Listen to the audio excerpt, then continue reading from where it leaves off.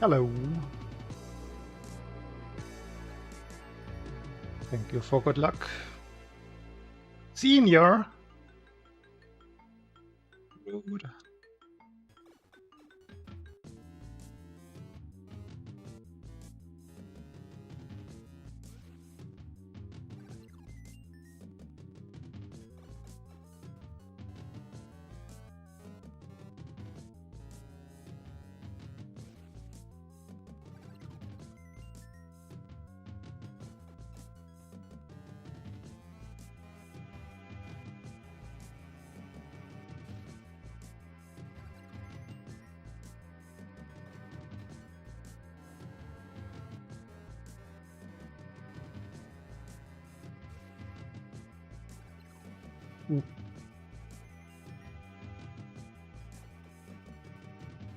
Merged.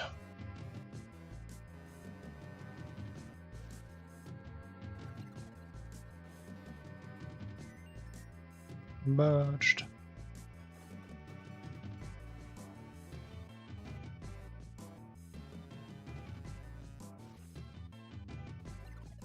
Ah. What are the fingers doing? Of course not.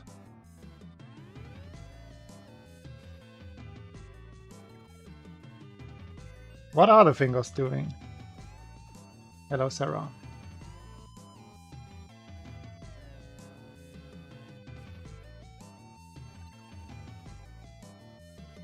That started out so well. Now I already lost my timing. Thank you.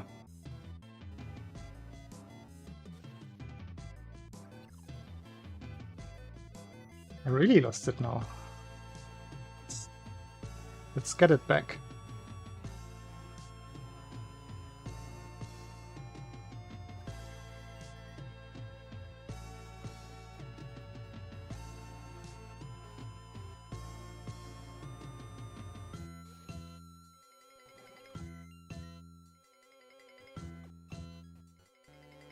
I did not.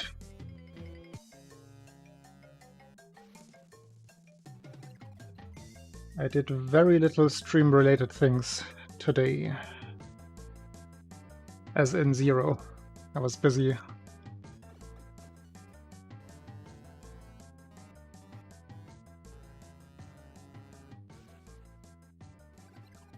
Yeah. I must have let go of B.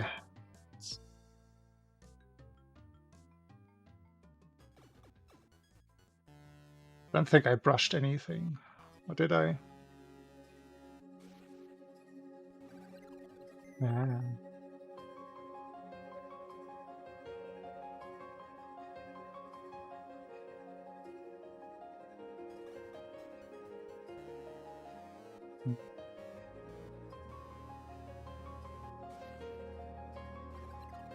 So then I jumped without having repressed B. Hello, ATC.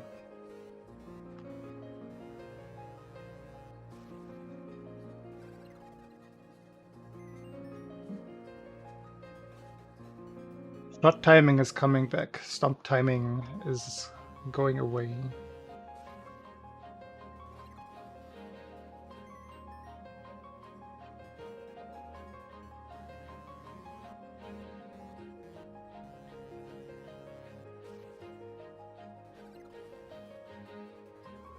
It's not 4. It's not 4.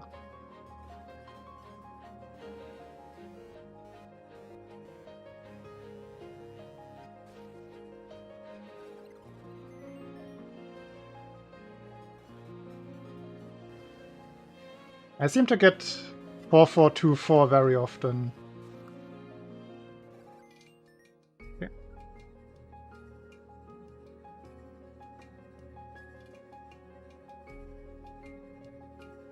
Oh, this one's actually not 6 and not 7-7 on the last one. This one is 6-7. This one traveled for a frame.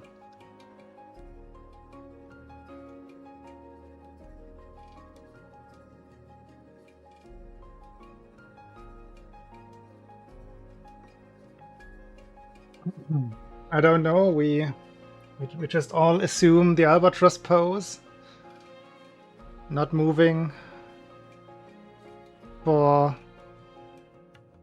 hours. I think they can glide for hundreds of kilometers without flapping a wing. So it's an appropriate celebration pose.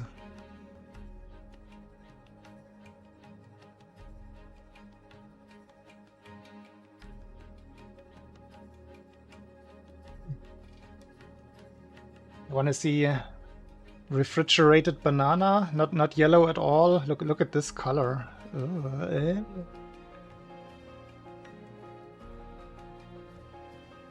Why does he keep it in the fridge?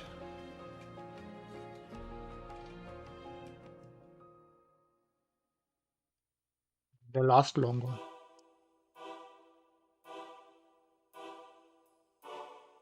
Here's some.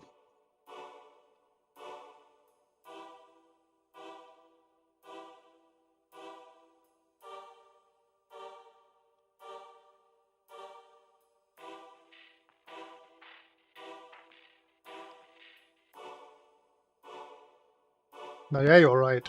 There's usually not a lot of time to celebrate for me.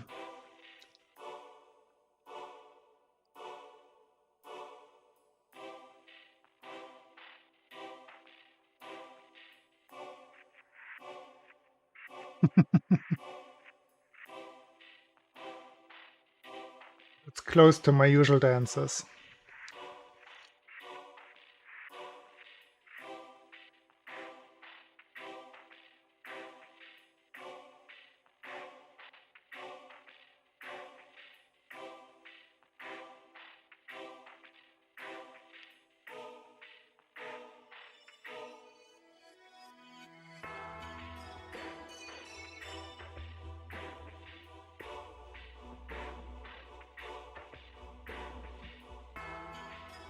It's a funny emote, dear bot.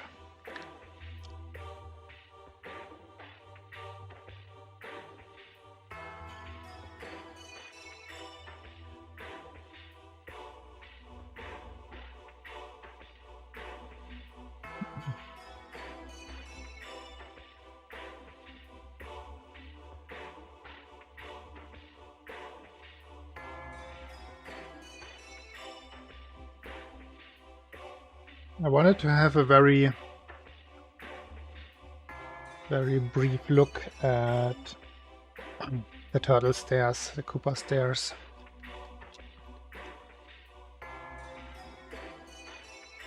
I've been messing up my timing a little bit too much recently.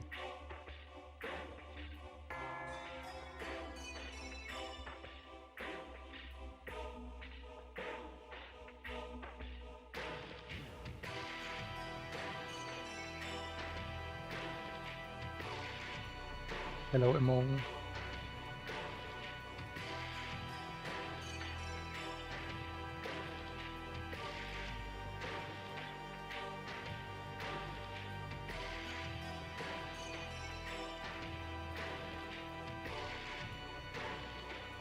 You.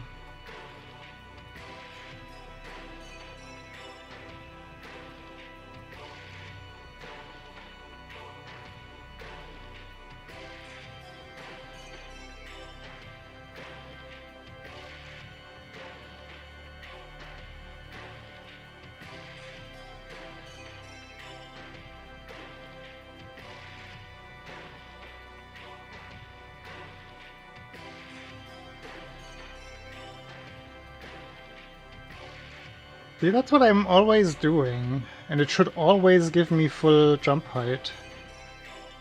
So I'm not really sure why it hasn't been working.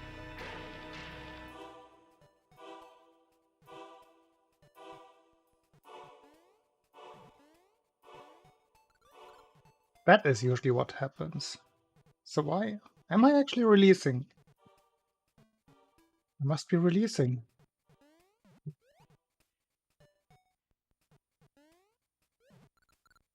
Ah.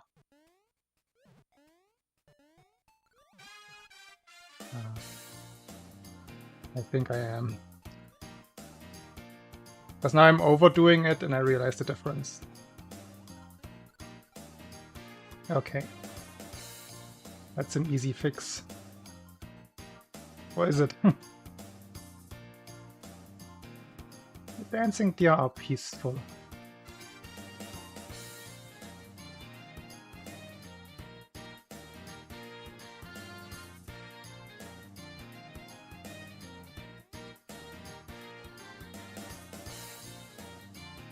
Okay, what?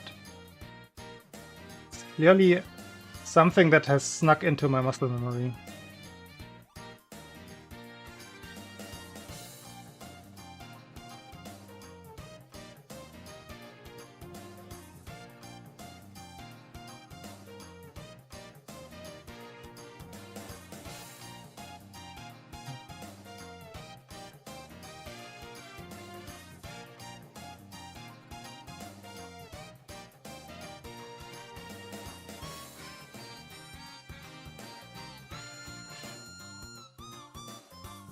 Oh, especially with this background, can be a little bit...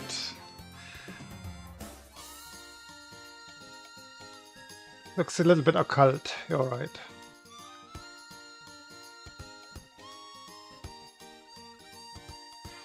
Why?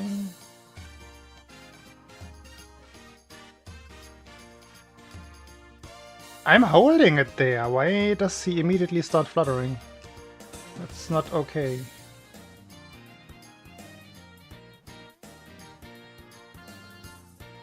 That's how I wanted to do it, like overdoing it.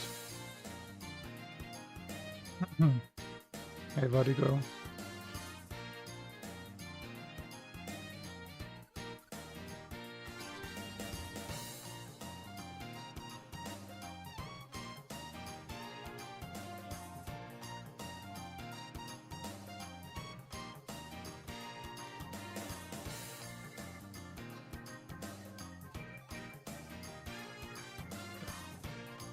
I think I'm getting it. Hello, Light Prince.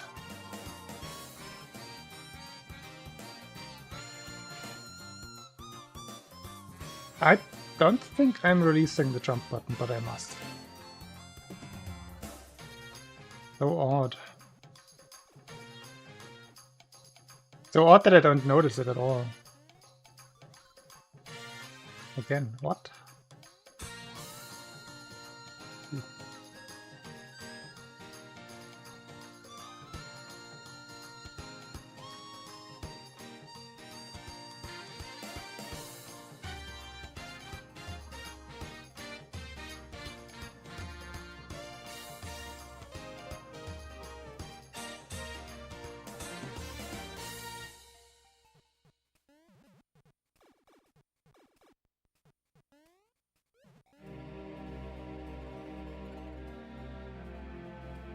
Trying to overcorrect to see what exactly I'm doing.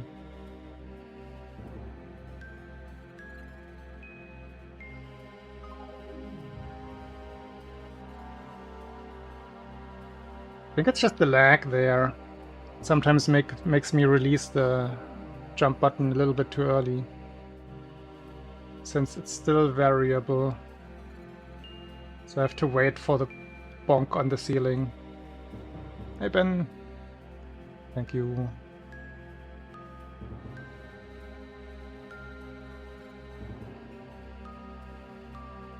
I think it's okay if I just wait for the bonk.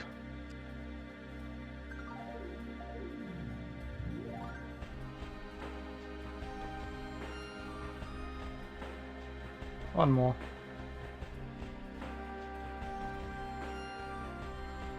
That's the mega laggy version.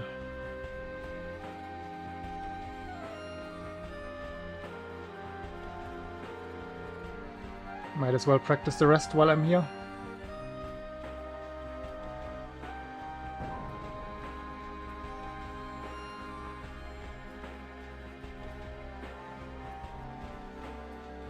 Ooh, the bad one.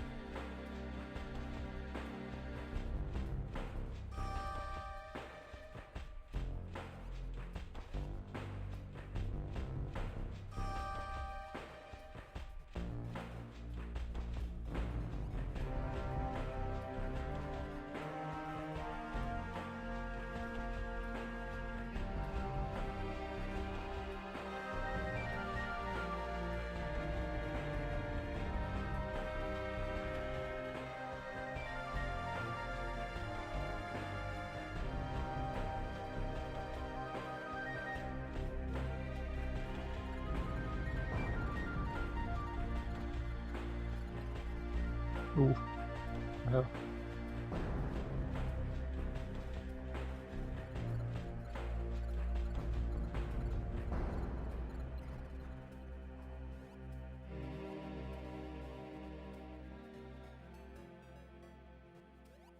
Pretty sure I can get a 504 from the save state.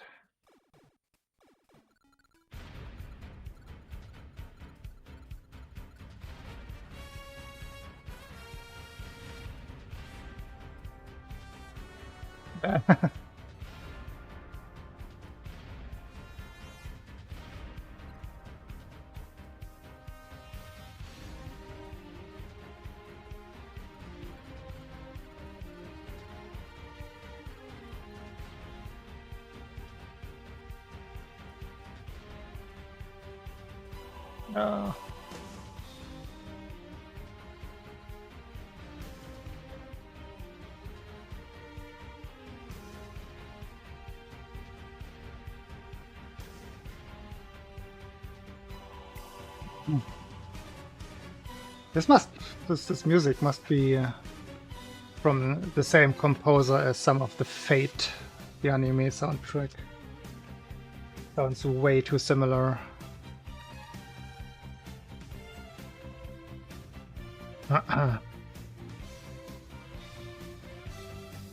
Also practice this for good measure.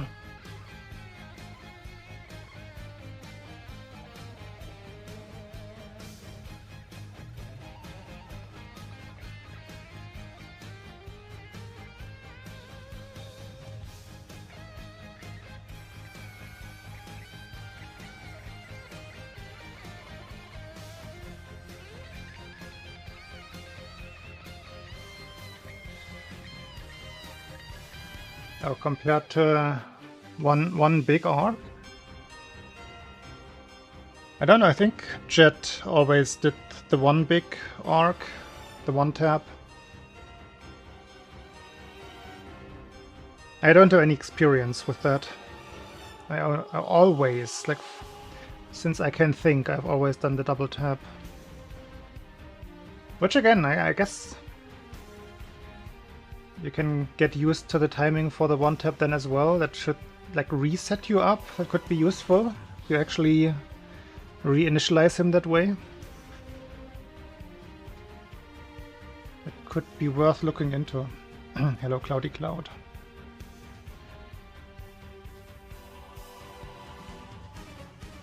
Must I shave? Huh? When? Who?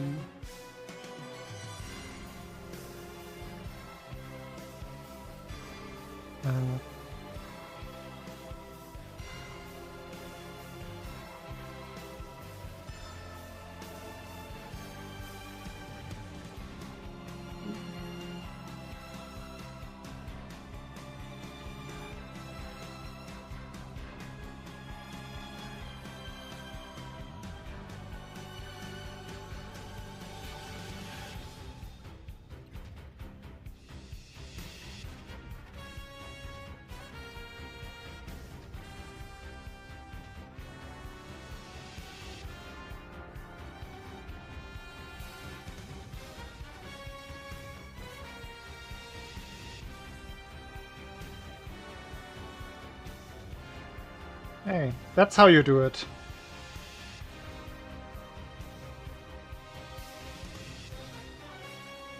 That's how I lost that one run.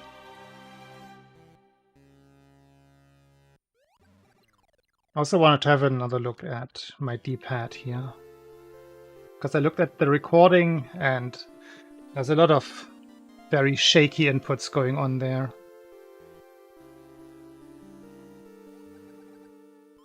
Like I said, just have to make sure to really press down the buttons hard here. Just to be safe.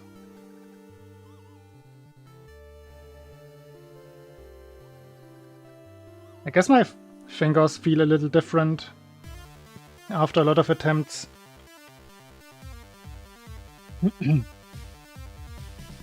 Probably not helping. We'll see how it goes. But yeah, I did have a look at most of the mistakes that I made. Not the ones from yesterday, Jill.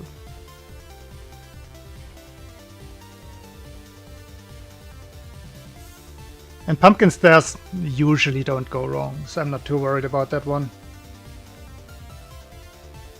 That was a one-off.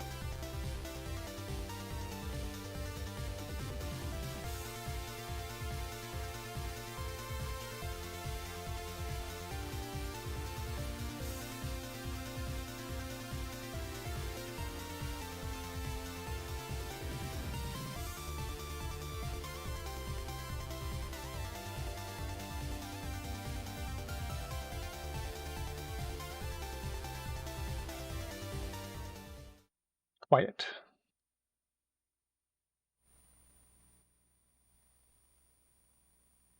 Instead, game loud. Okay. Start recording. We're not forgetting anything today.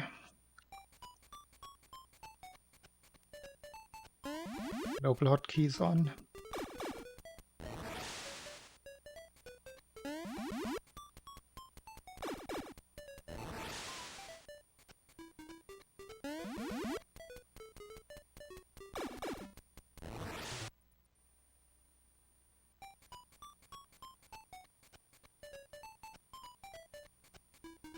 Porn.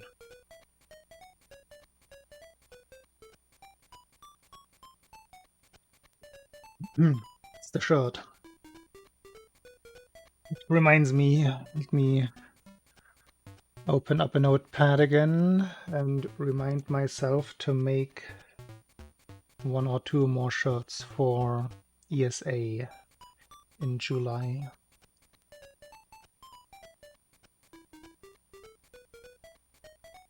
Or just in general.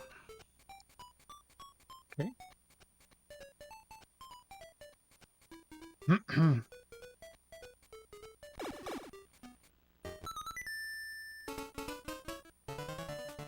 Let's go.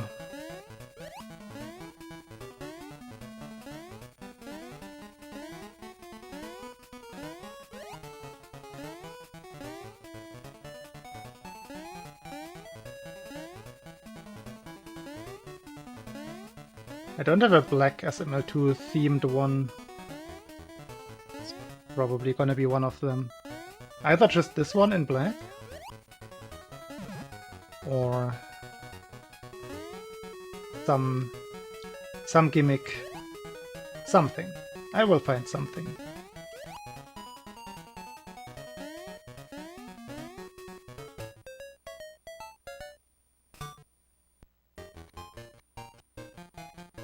I think a palette swap of this design would look pretty cool.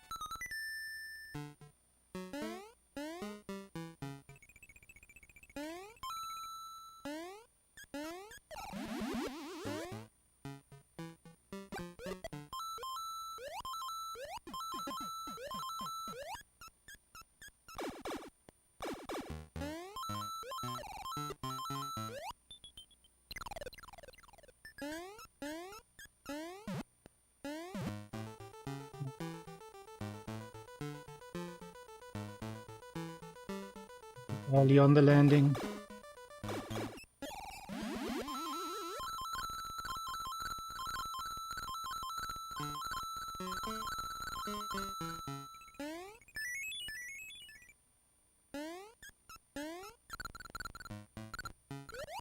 Oh, that was going so well. Then I didn't get the tap. Then I had to re-tap.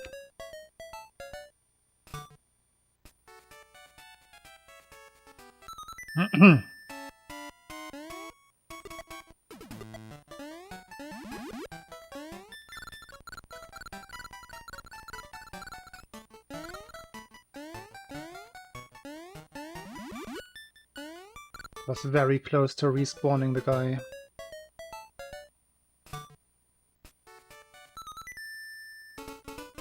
Because I got completely stopped on the platform as well. Again. But it's not as well. Like yesterday.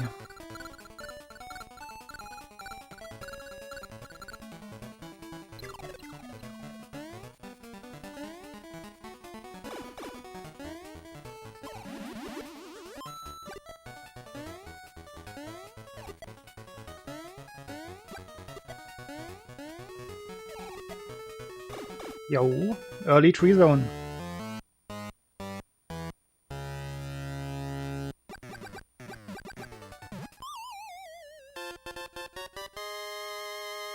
I was on pace again on my last run, and then I lost it in Turtle Zone.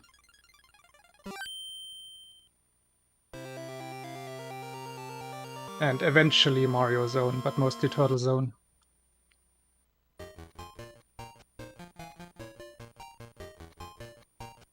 Before that, nothing really happened. It was just that one run. Very late in the stream. Oh, witches were all bad yesterday, yeah. In fact, I looked it up, my last 4 witches were left, right, right. Not just 3 out of 4 as I thought, 4 out of 4.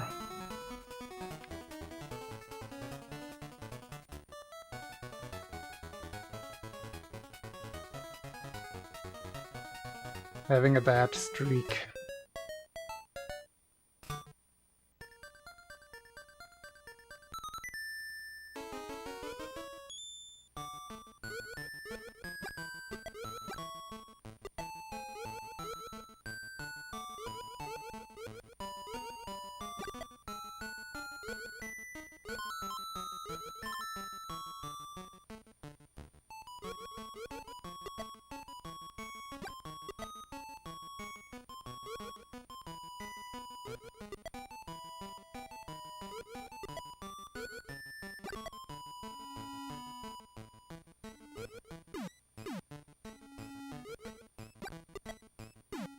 Yo.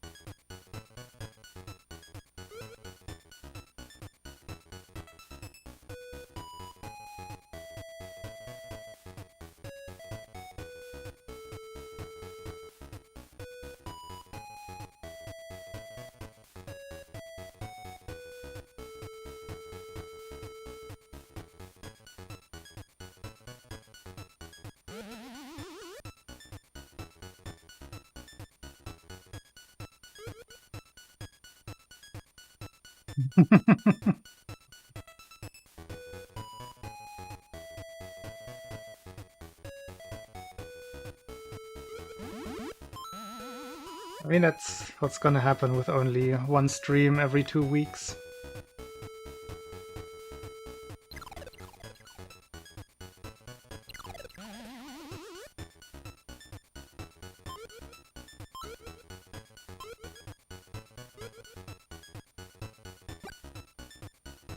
Yo, you escaped.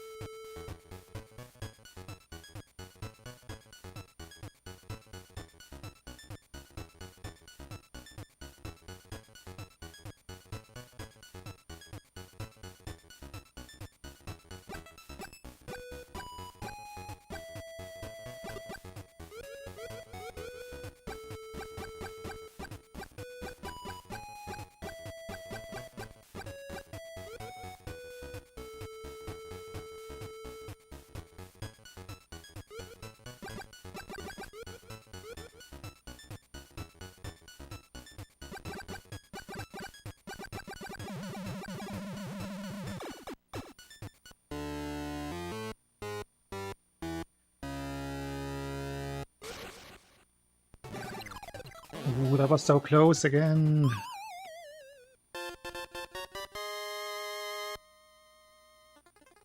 Very fast 5. Then slow stomp, like always.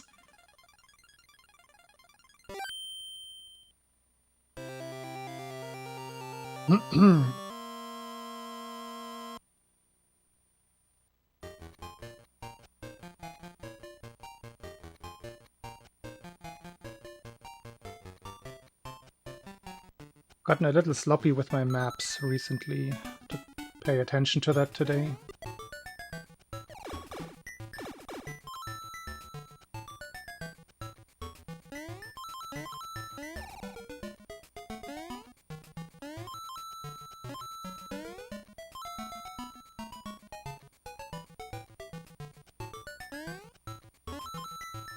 Very slow. I went too late and then I got stuck.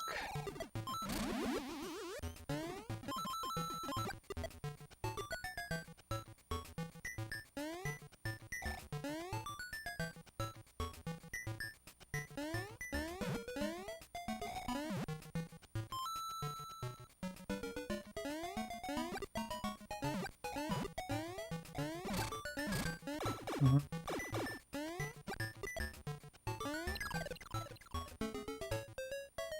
Not good.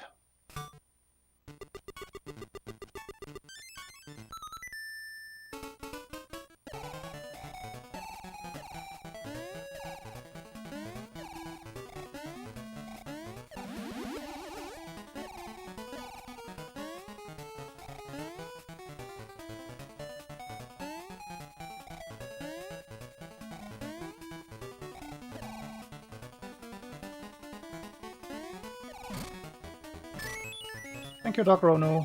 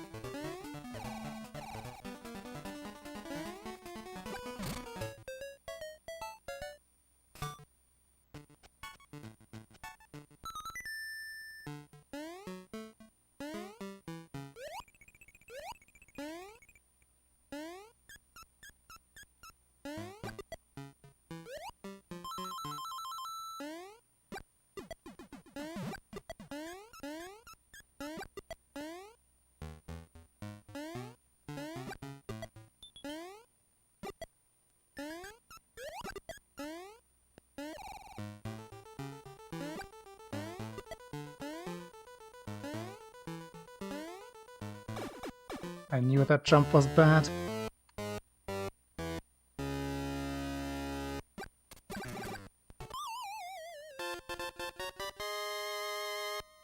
And this level, the backup, the carrot backup, it does lose a tiny bit of time, I think.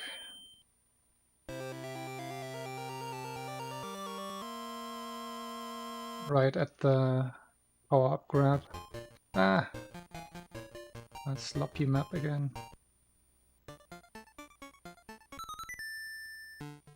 Like 0.1. Only a couple of lag frames.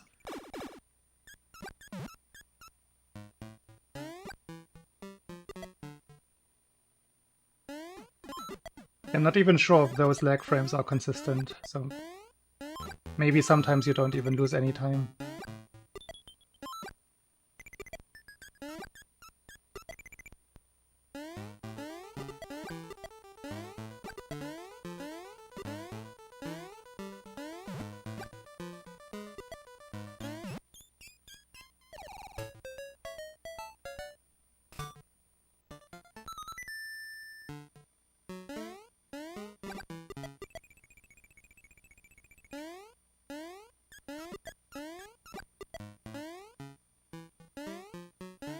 Yo, all 3 corner boosts.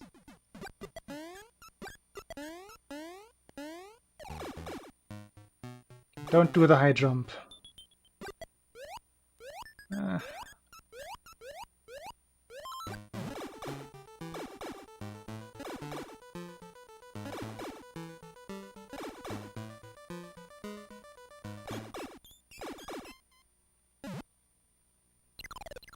Nice. The very, very rare fast swim. And the very, very rare mistake there. Oh well. Ah, that was my pace. Goodbye. Stupid A button. Just did not trigger.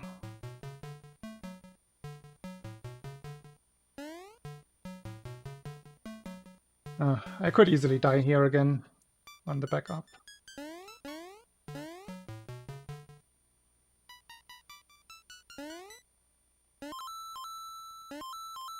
I'm just gonna go all out.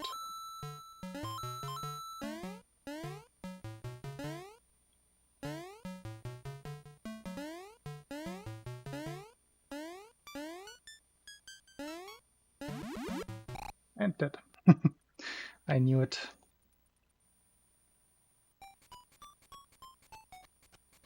That's okay though. That would have been a big time loss.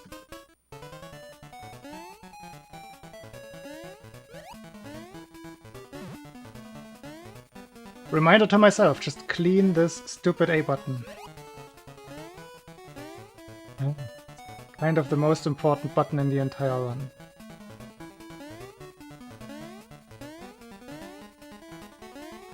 And this is not coping, this is actually just noticing over the last couple of runs that it's been getting bad. Just inputs completely missing.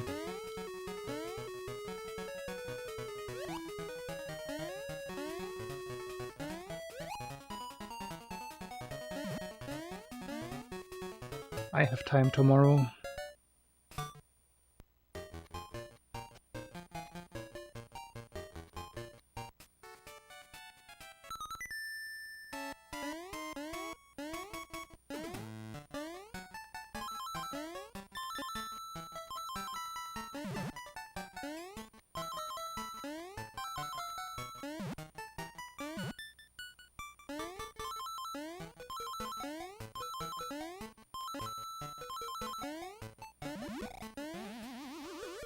Really.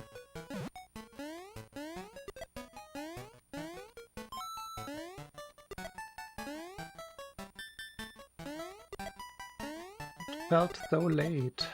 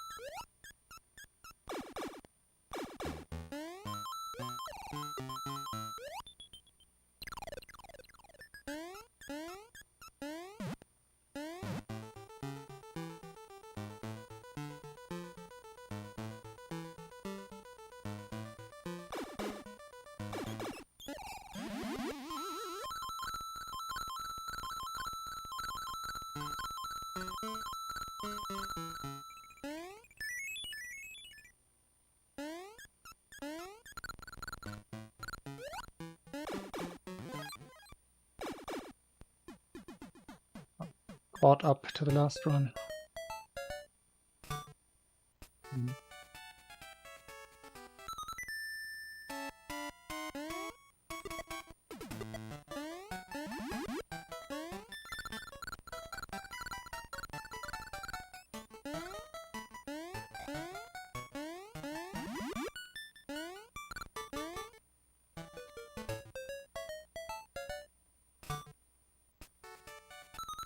That's a bit much.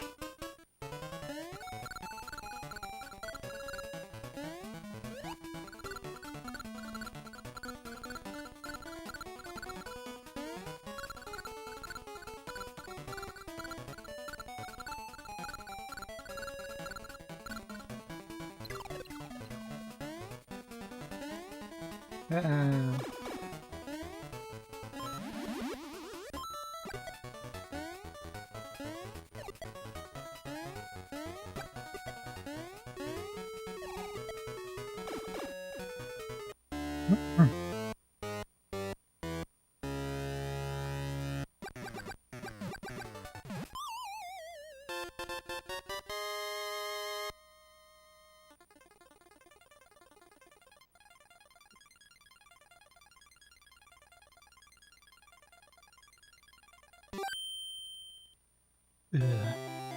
over a second behind already. Yeah.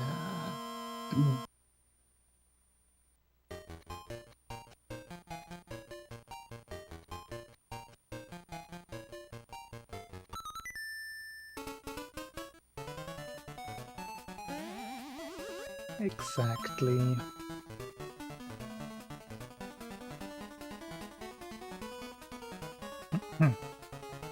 But this is so slow that an albatross would still not even put me like ahead of normal proper pace with the regular one cycle.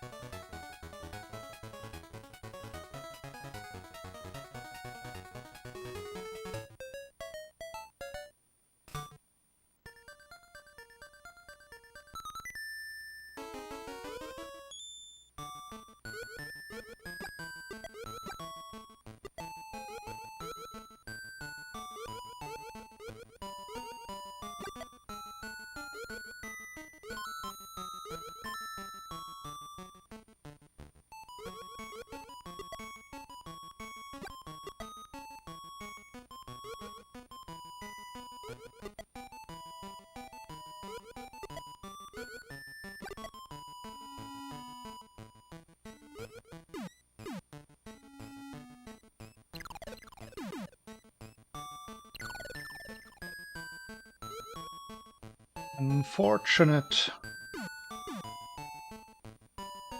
That's a silly mistake. I should not miss that.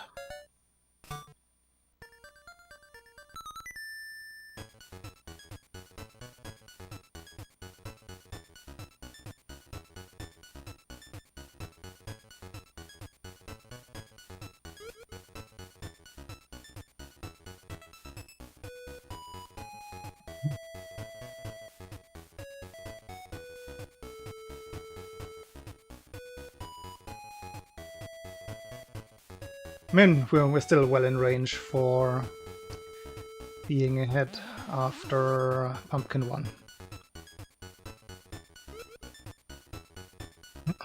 All good. Still need a good idea for what to do with the Star Song command. It has not come to me.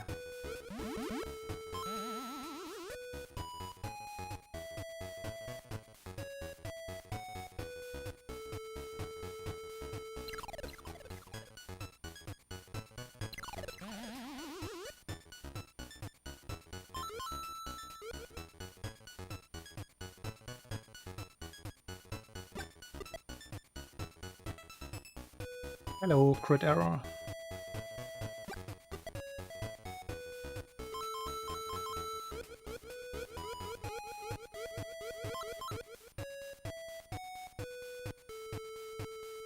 But Aura, I feel like you asked the question at the end of one of the last few streams that I didn't get to answer. If you don't remember, it doesn't matter. But if there's something that you feel was unanswered. I did notice it, but I forgot what you asked. But I'm pretty sure it was you who asked something while I was ending stream.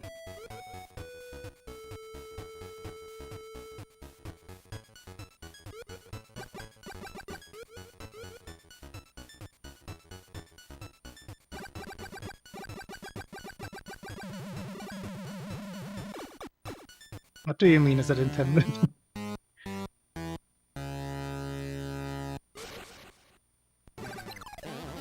So close again. It's 5 early ones.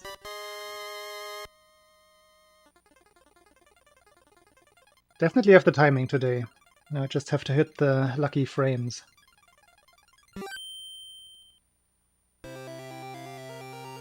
Yeah, that's what it's called. It's a Blackie reference. Blackie used to spell it like that in Darbian's chat.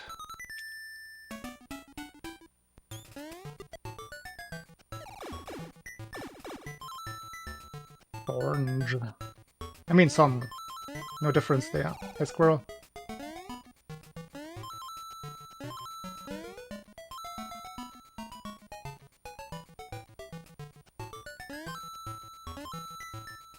Slightly better than last time. Not great.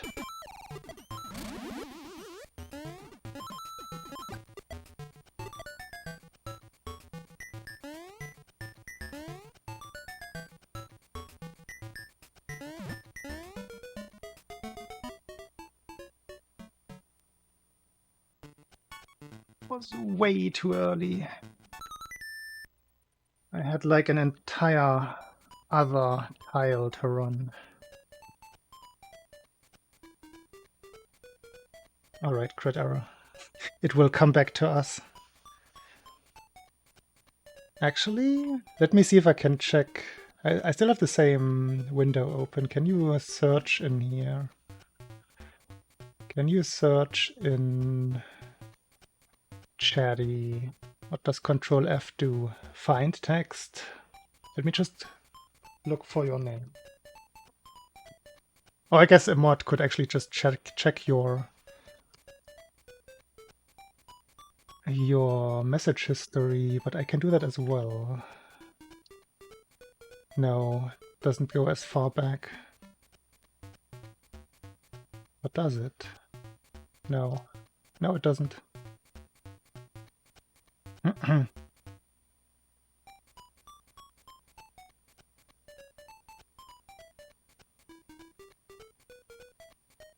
The Earth Mentor.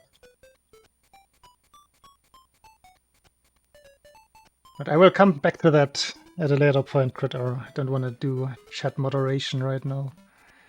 But we will find out. Any open questions shall be answered.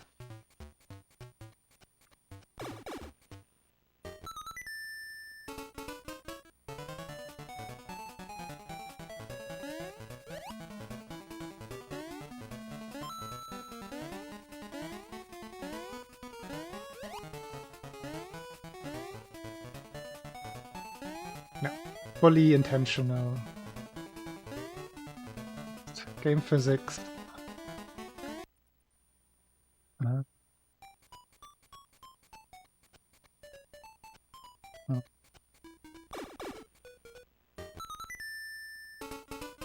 I bet he did not actually slay them again. Yeah, it was Squirrel. Still haven't figured out why Dearbot does not ban the bots. Does everything else. Just doesn't want to ban them.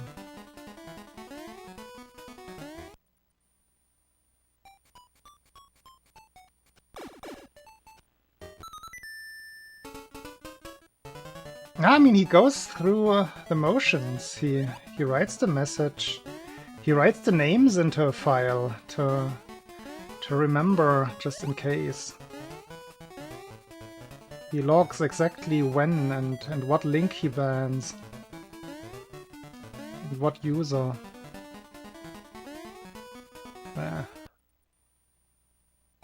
He just doesn't do the deed.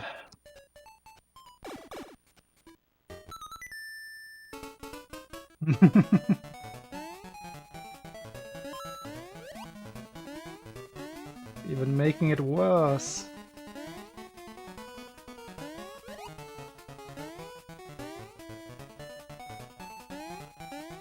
No, he does the reaction. The ban is normally part of the reaction. Twitch changed something, and I don't know what.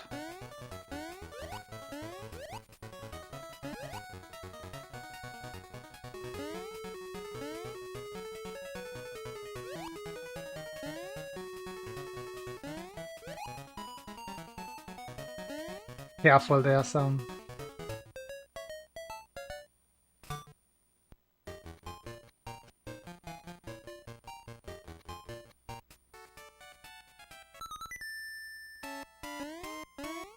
I never checked. Does Justin.tv actually redirect to Twitch?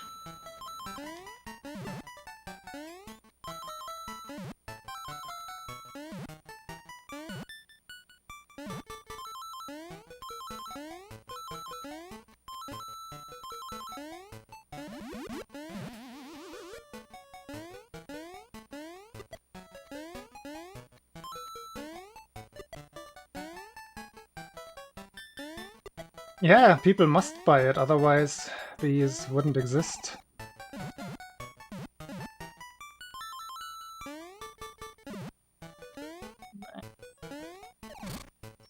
That's okay, today is Sloppy Tree Zone Day. And Sloppy Get Out of Tree Zone Day as well.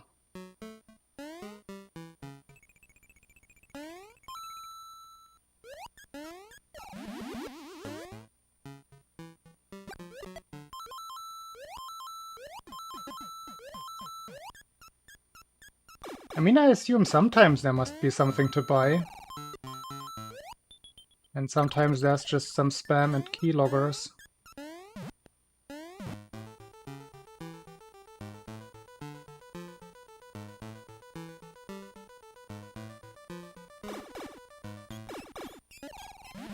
Hey Ted, good morning.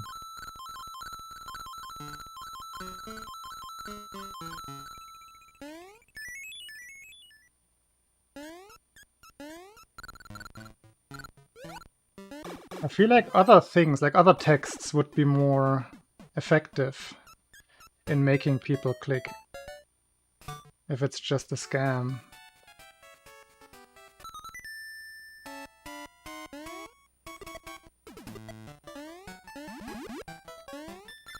Also the specific targeting of smaller streams kind of tells me that this is targeting the streamer more so than the viewers. It's just my thoughts. Like if I would develop a scam scheme, that would be my thoughts.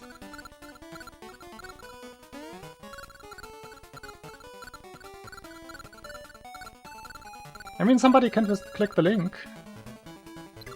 and test it.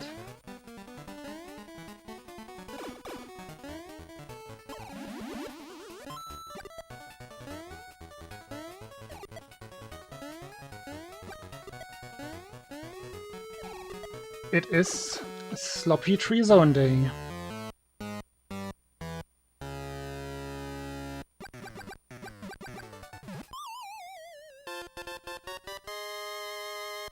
Yes.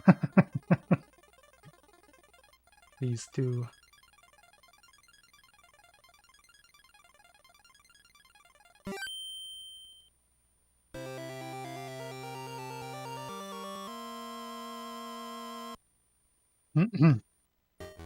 We must have somebody with a virtual machine set up in chat.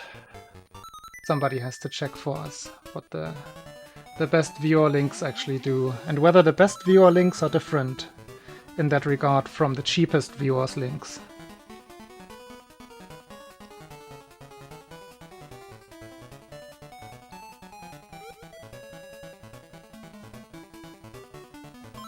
Not sure if Google is up to date enough. Because they did change the link shortener. Maybe they also changed what is behind that.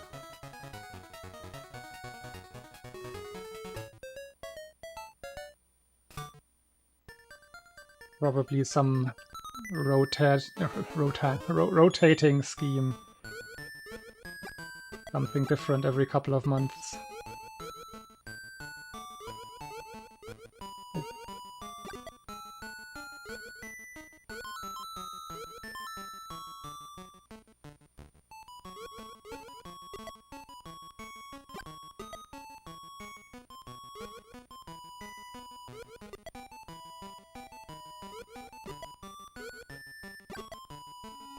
Too early? No.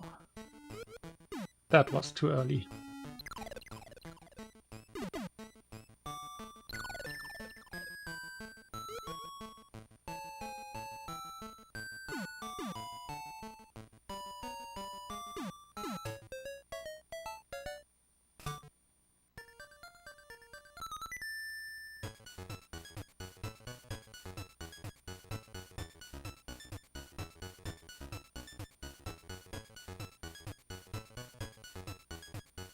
I have not put on the stickers onto my controller, so I would immediately know what direction is right.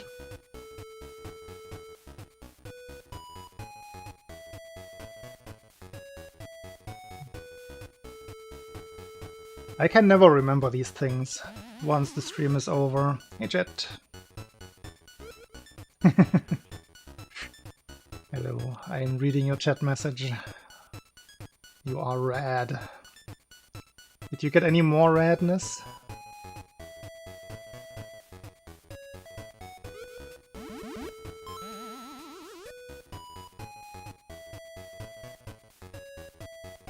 I am perceiving you.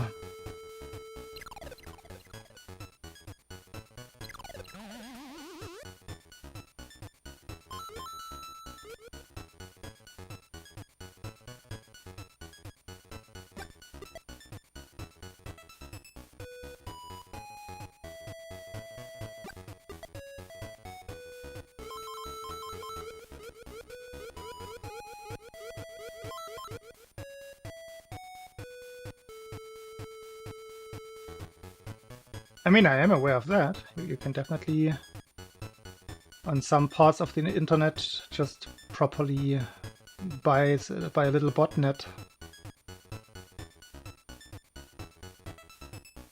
Probably pay attention to the video game.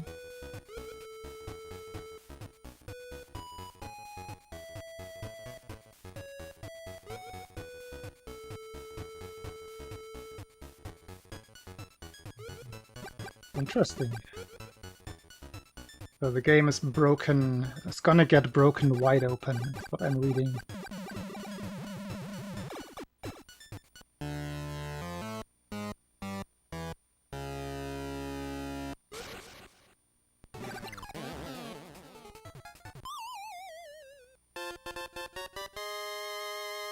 Just a clean 4-shot 1 cycle.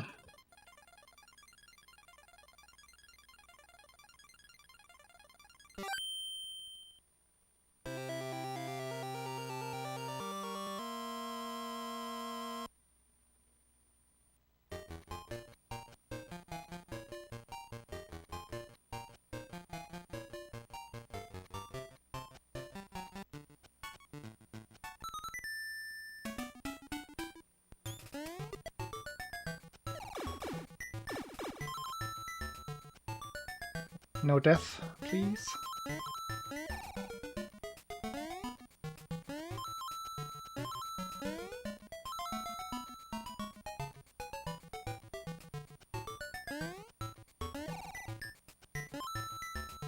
Why is that not a slide? What in the world? I do not believe that outcome. There's no way I landed against the wall.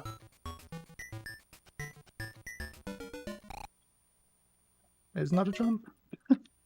Huh? How?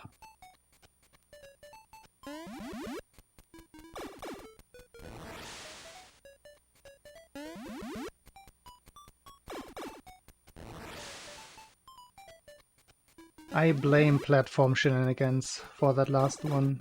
Sometimes you cannot jump off a platform, no matter what you do.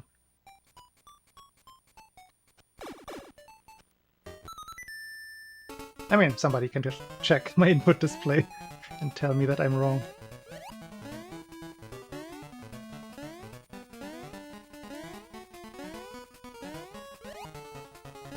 And then I can just blame the controller.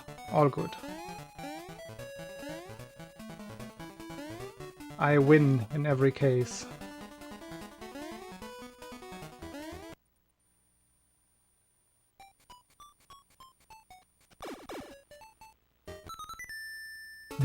That is 3 tree zones that led to absolutely nothing.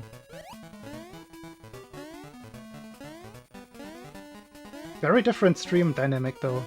I like it, I appreciate it. Oh shit, Squirrel is in chat again.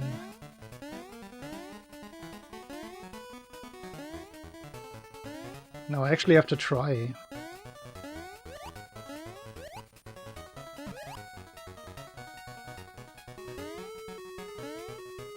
I think the real number is like 10 to 15 higher than that.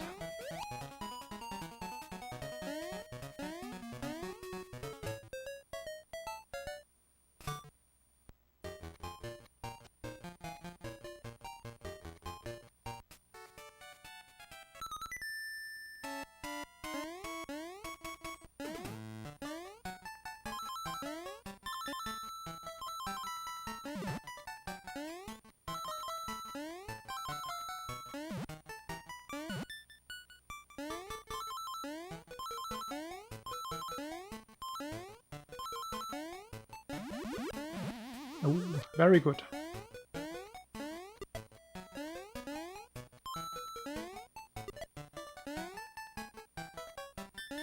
Oh, I did bonk. Oh, that is odd. Thought I was holding down before landing.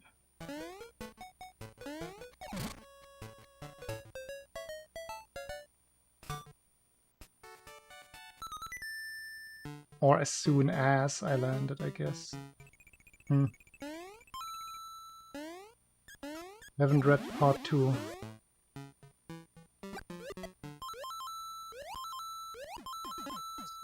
Big jelly touch. 2 frames too late, so that's probably me trying to press after I had already pressed. And the first one didn't get through because of controller.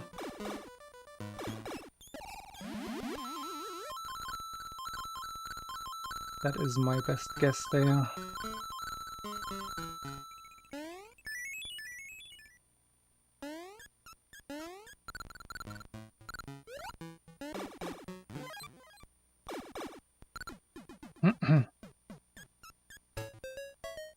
Just do it better this time.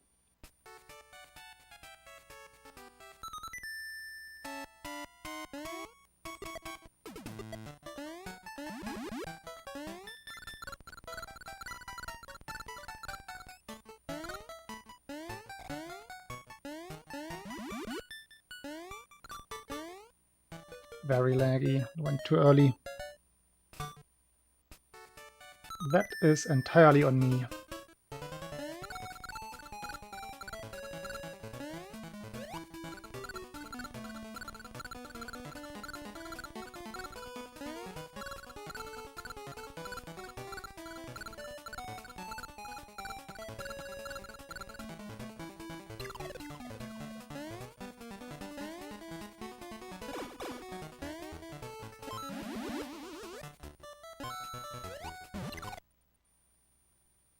Everything was wrong there. The last one, my jump timing for the Fireflower grab was already like 6 frames too early. But that one basically wraps around, so it works again. This time I was like 3 frames too early, which gives you that one. Which I think is frame perfect, actually. Maybe it's 2 frames. But it's actually not easy to get that outcome.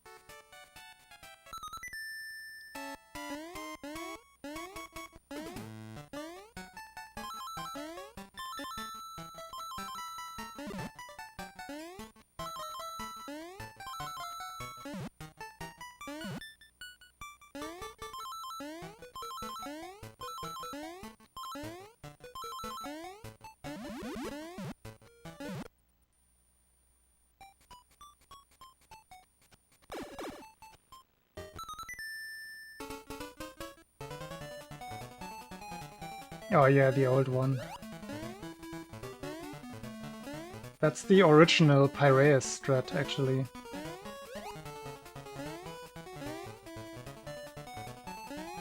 Nah, by the time I had started, Laplacier had already...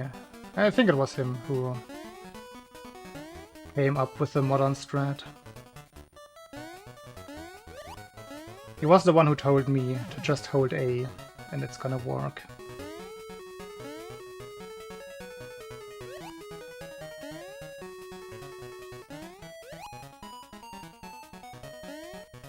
And that is what we have been telling people ever since.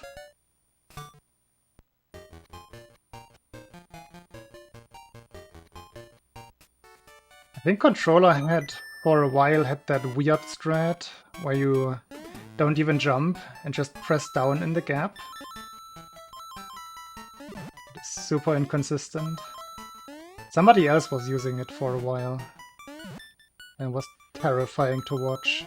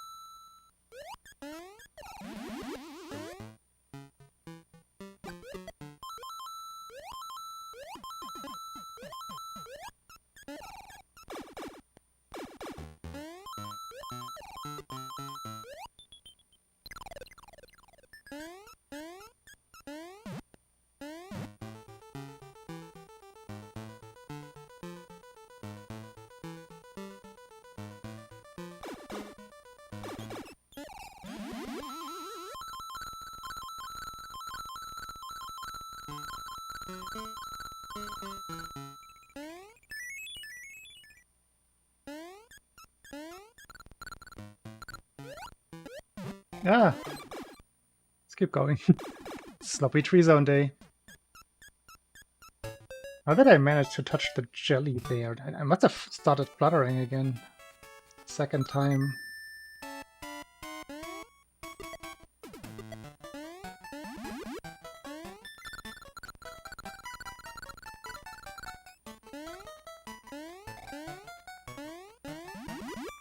Ah, got good lag reduction there.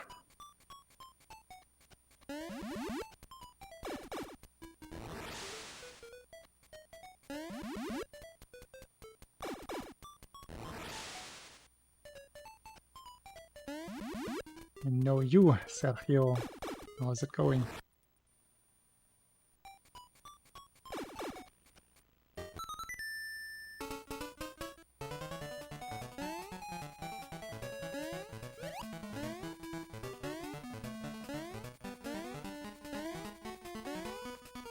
You should be glad that I actually remember your name. Otherwise that would come across a bit rude.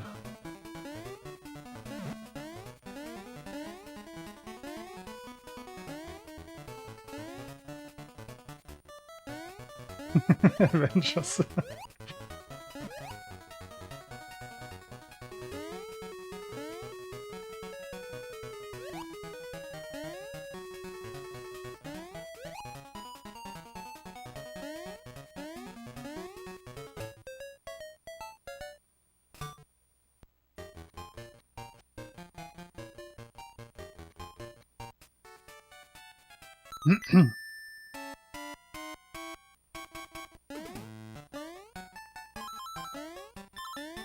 I run Tetris. That's a good game. Is it a good speed game? Debatable.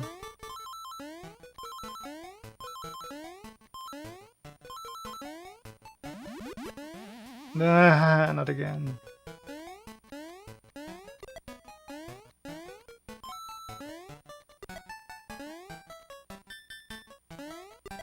How did I get that? I stole the design from high-resolution cartridge screenshots. Then I altered it. I made it better. I removed all of the little certificate and trademark stuff and all of that.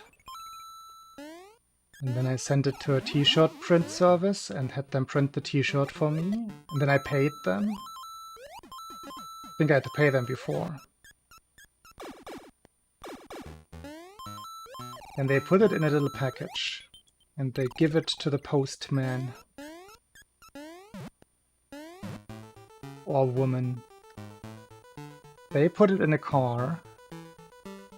The car usually gets it to a different station. From there it goes into another car to the airport. And it probably gets checked because it came from Great Britain. So they probably opened the package and looked what was in it and saw, it's just one t-shirt. Not gonna get any customs fee for that. Then they put it onto the plane goes over, probably to Amsterdam, maybe Frankfurt, where they likely check it again in customs, find the same thing, and they put it in another car. That car brings it to a package redistribution center close to where I live. And from there they put it into another car. And then the mailman who is driving the car takes it out of the car.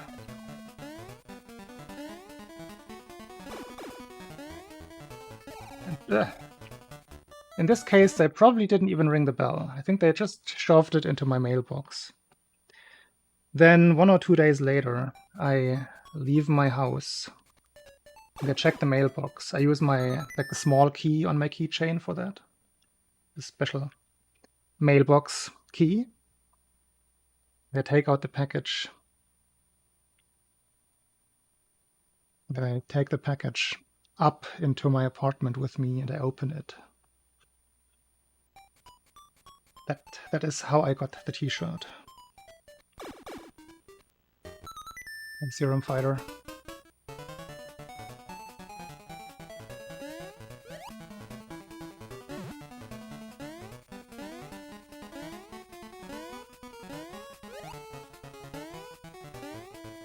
The design part, I can go in detail with that one.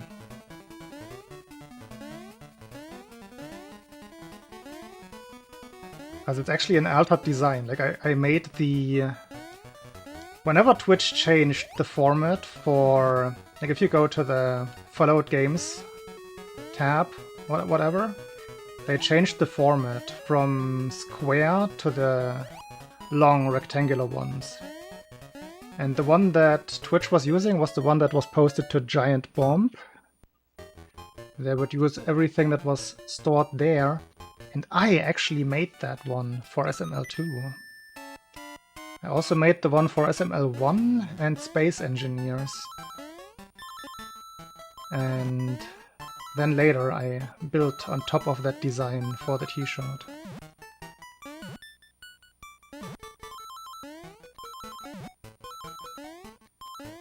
I used GIMP for that. In case anyone was wondering, that's how that goes.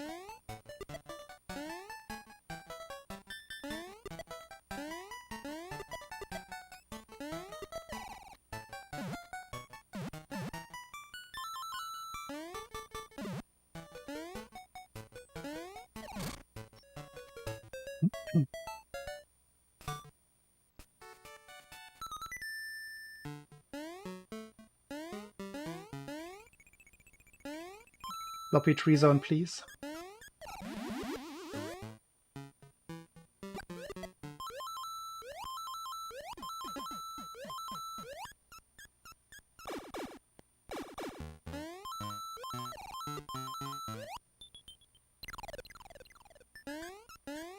It is not available online, but I can give you the design and you can just order it yourself. Like put it...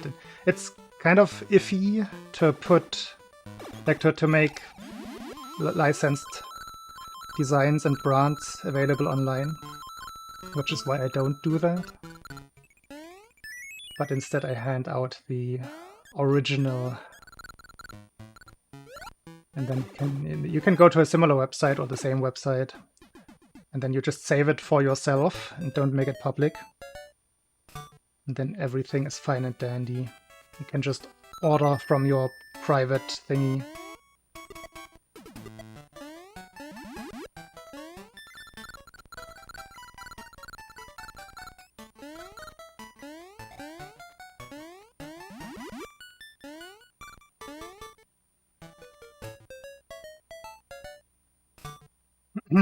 My unloved stepchild, but it didn't have a good cover back then, and I was running it at the time, so I had to...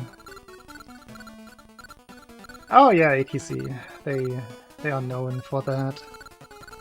Hello, Muffin. If that is your real first name.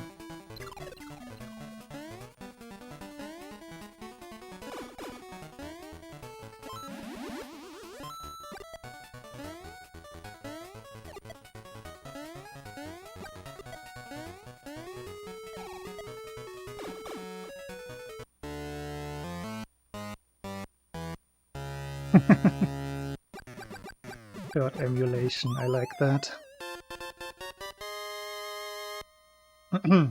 But yeah, chat, just send me a message on Discord. I will gladly give you the design in high resolution.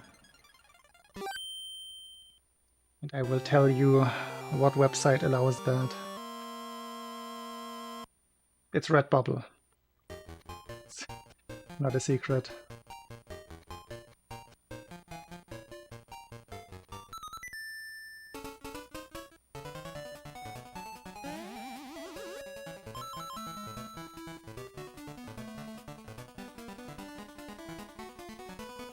Yeah, Muffin would be... Oh wait, do you want to change it from Muffin to something else?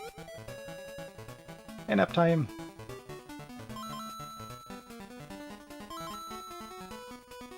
The 8 bars.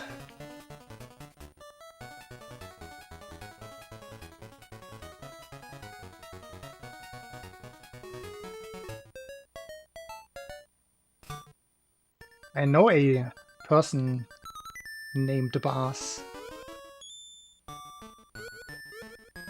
The man who made the BGB Game Boy Fantastically Accurate Emulator is also called Bars.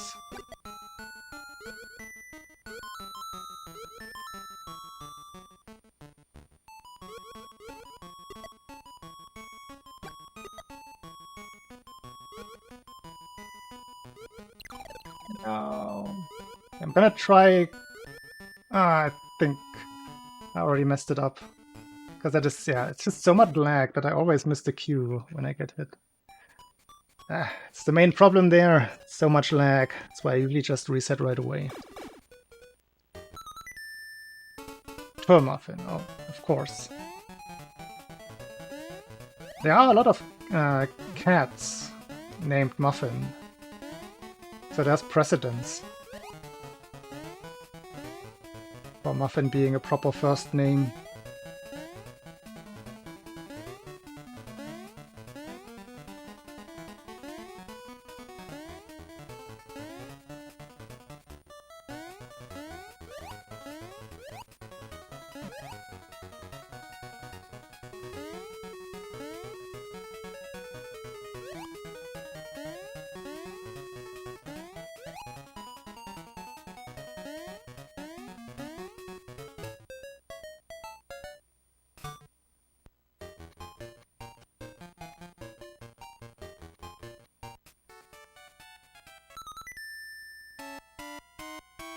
Oh, I saw the headline of a recent Louis Rossmann video. I haven't watched it yet. Something about Adobe roofing their users. I do not know what exactly that entails.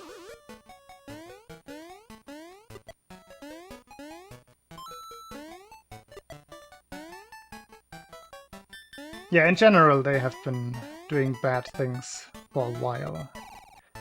They are the ones responsible that every bigger software nowadays is using a subscription model. Because they did it first.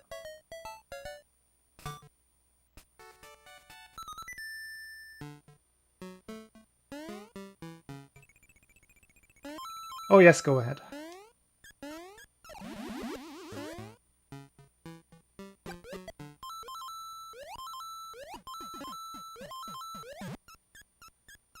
I am curious.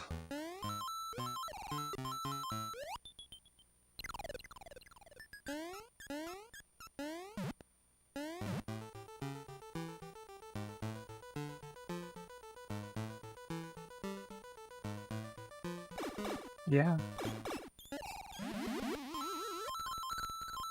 Consumer rights have gone out of the window.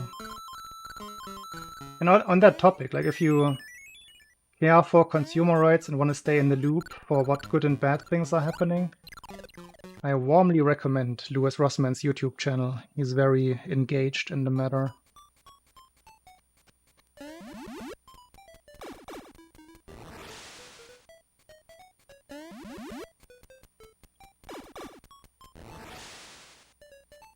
What? What? That is ridiculous. How is that? That is not legal in the slightest. I can already hear Louis rambling on his armchair, couch, sofa thingy.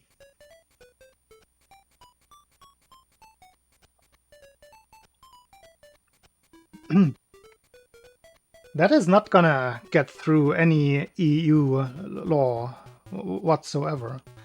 Adobe is setting itself up for some big lawsuit again.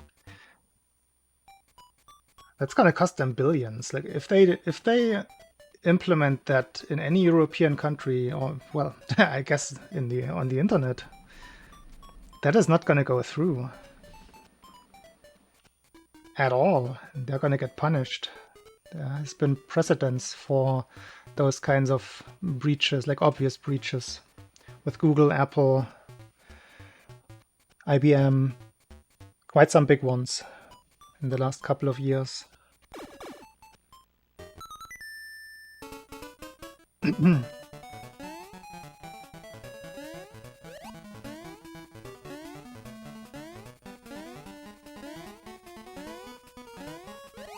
I'm just thinking about the implications of that, because I know that a lot of the science community is actually using InDesign for their papers. What does that mean? Like, does Adobe actually want to own like scientific patents now? I don't think that's how that works. At all. Like, what even counts as a work?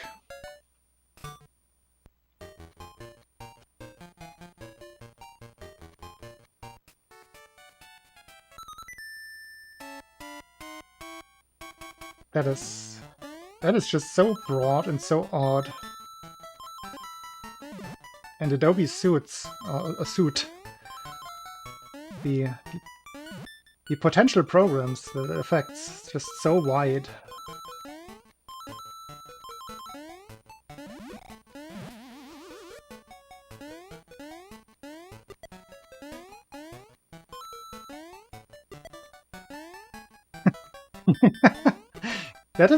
That is actually one way, like if enough people, or people with enough resources, that can be a few, if they just hijack the system like that, that would be funny.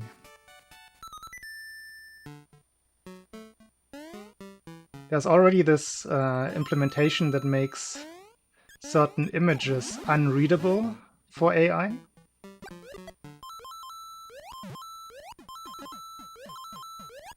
I wouldn't be surprised if the concept is applicable to all kinds of data. Just obfuscates it and makes it unusable.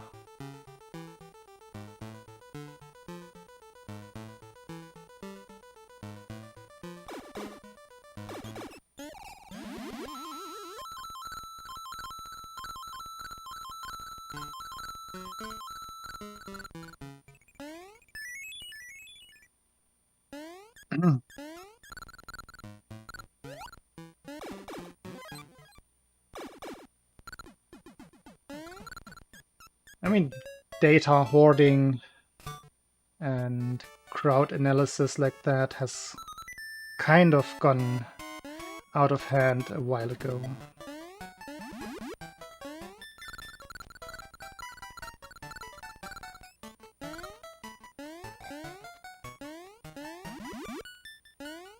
There was potential for Mario to become a coin there, but he didn't.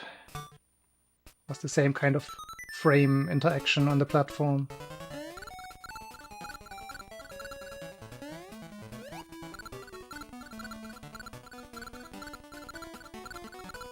It's kind of the same principle, Squirrel, yeah.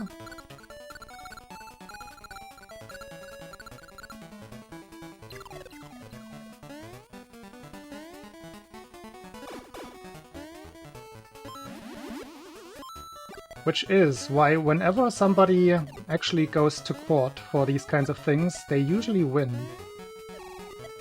Because it is so obvious.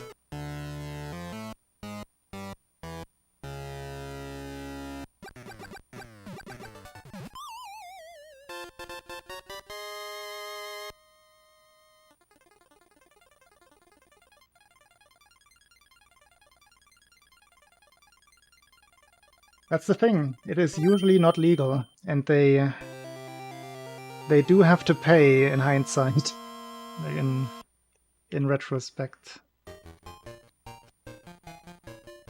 If you check some of the mostly EU law cases against big tech, many of them have had to pay ridiculously high fines, not just once.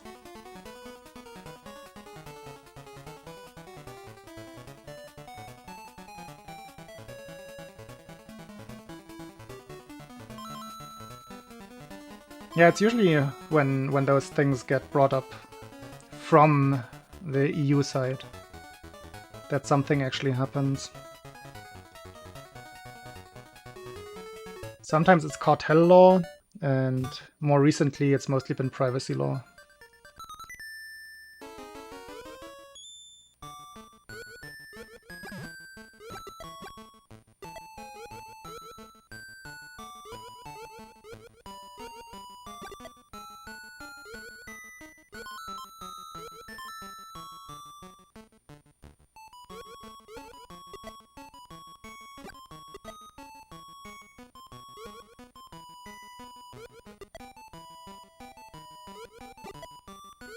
A lot of EU-centric or laws that come from EU legislation are very, very good for customers and privacy.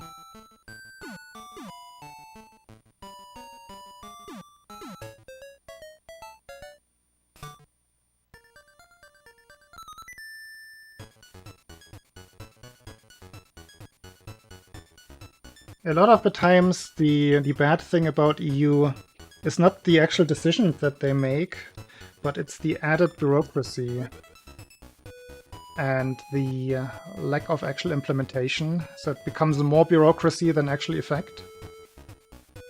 Because how it is right now, it's usually, okay, this law is ratified, and now every country's government, please implement that into your specific legislature.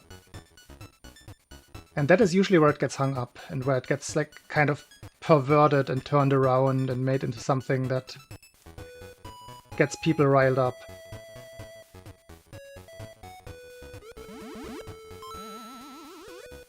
The legislation part on the side of the EU Parliament is usually the more reasonable part of all of that.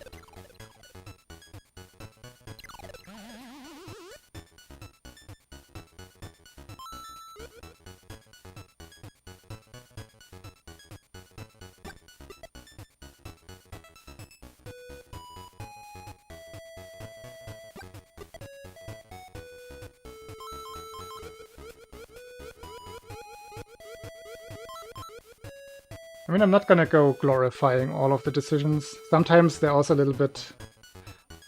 They go a little bit too far. Like some AI...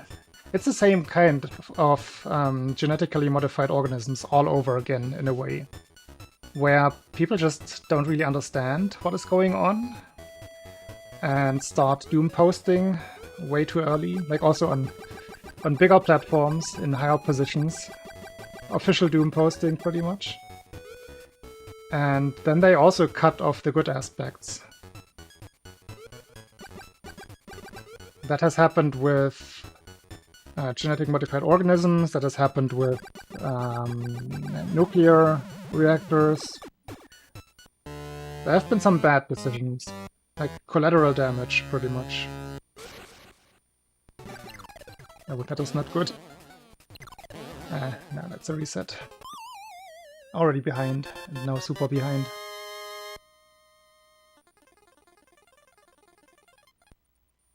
It's even worse in the US, Squirrel. Your legislators are not only 95 years old, but they're also relying on 300-year-old texts verbatim. I think that's the bigger problem.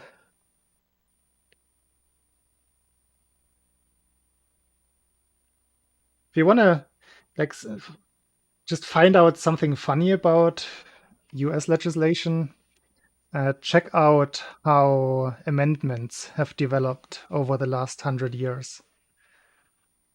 Like every country in the world, every modern country kind of tries to go with the time and like adjusts law texts and this and that. And for the US, the bigger ones of those are the constitutional amendments, right? Everybody has heard of them. Fourth Amendment, Fifth Amendment, Second Amendment, big ones. First Amendment, freedom of speech. But in the US, it's ridiculously hard or has been very hard in the last 100 years to actually get more amendments added, because you have to get a certain kind of majority in, I think, both the Congress and the Senate, which, if you know the two-party system, you never get some like 70% majorities or anything like that ever these days. It's just not a thing. So whenever something bigger is supposed to be changed, this is just not happening anymore. So everything goes down to the federal states, which I guess makes sense, but then everything becomes this patchwork that the US has become in terms of laws. So it's a big locked system. It's very ridiculous. It is very much not pretty, yeah. But the amendments would be the equivalent to EU law, and then every state has to implement that version. The way it is now, every state implements something on their own, and that's the ridiculous part. And of course, states are also just big companies in a way. So if they see that we can make it nicer here for this big this big tech company, they're just gonna phrase it a little bit differently, and they're allowed to do that sleazy thing that they're not allowed to do there in our state. So then they're gonna come here and are good for our economy.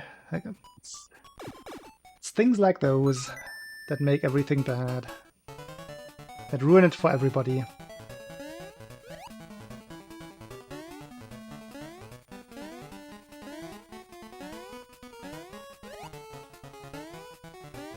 Oh, Julien. Oh, that's also how it would work? But I feel like I've read that the last like 20 proposed amendments have not, or changes to amendments, doesn't always have to be an entirely new amendment, have not been ratified. It's been a big standstill.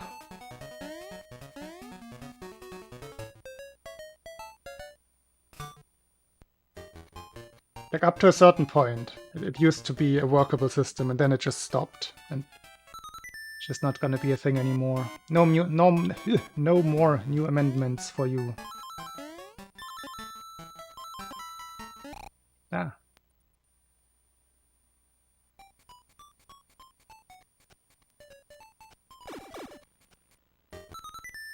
And the thing, like in Germany, for example, we have a pretty young constitution because we got a new one after the Second World War. So our constitution is only like 75 years old. Well, actually was its 75th birthday this year. And the way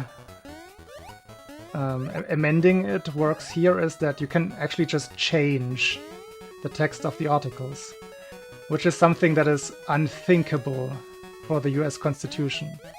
If you change a single comma, you're pretty much going straight to the death row. Not how it's supposed to work over there.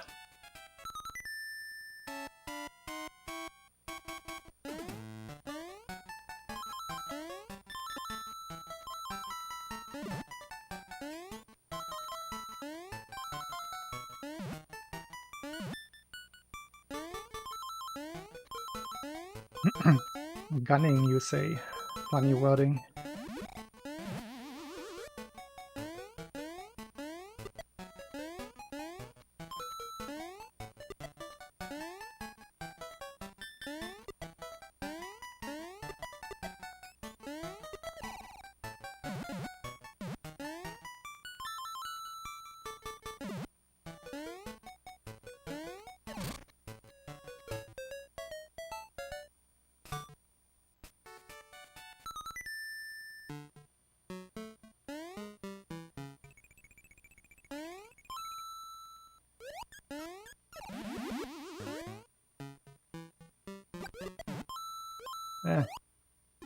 Ah!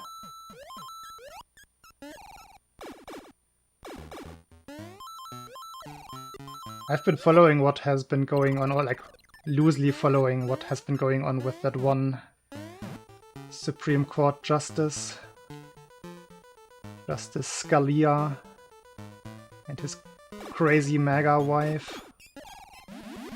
Like how is somebody like that on the Supreme Court? It's utterly ridiculous. He's pretty much MAGA by extension, like by association. Oh, Alito, sorry. It's Alito, not Scalia. My bad.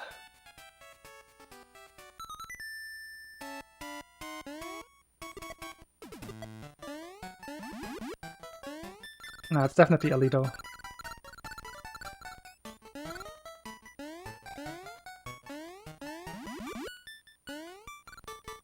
I think Clarence Thomas is just the like regular super conservative one.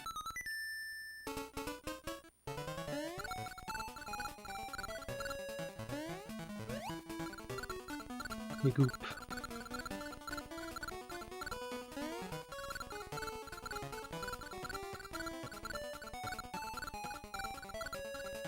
Thomas also has a MAGA wife? Oh no. How do they find those?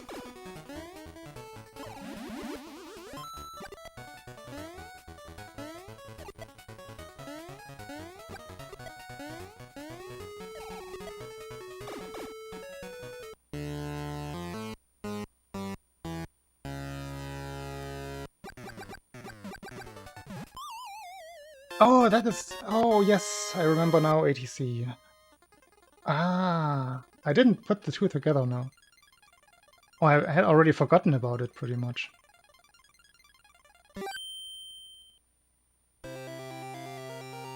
You are ringing that bell for me.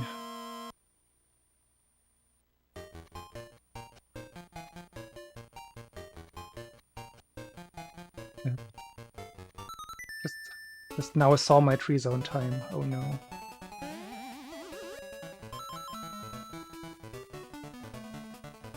It's also hard to have these conversations myself. Trying to read and remember and play video game. But I do enjoy the topics. I might just not be able to be super on point.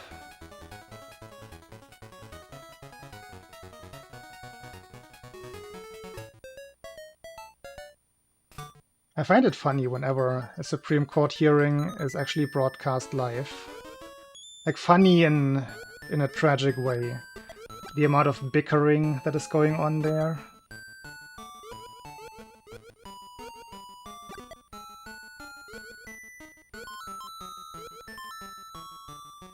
They are usually well-spoken bickerers, at least, but it's still usually not on a level that seems to befit that kind of panel.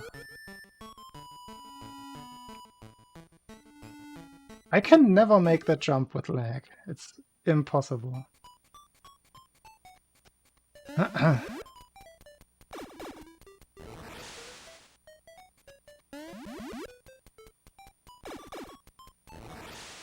there seem to be different personal motivations for Supreme Court justices. Like, what's his face again? The supposed rapist? Forgot his name now. Who cried in court, like crocodile tears.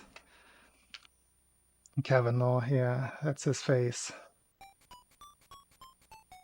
Like, how after all of what went down, like in that hearing, which was public, which was like, how can people take him seriously anymore?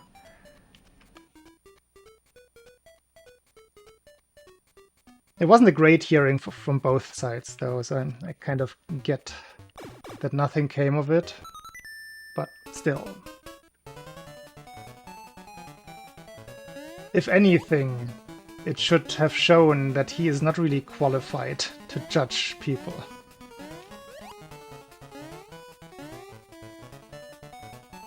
Just his public demeanor, not a good look.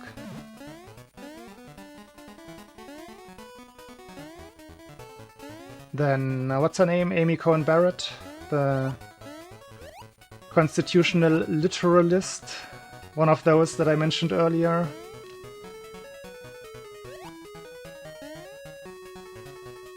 How is that even a thing? I can see that as like an academic thing. Okay, we just like play the role of taking everything literally and see how that would apply. But no, there are justices in the US who actually apply law based on the 1780s writing and understanding of society. Like, huh?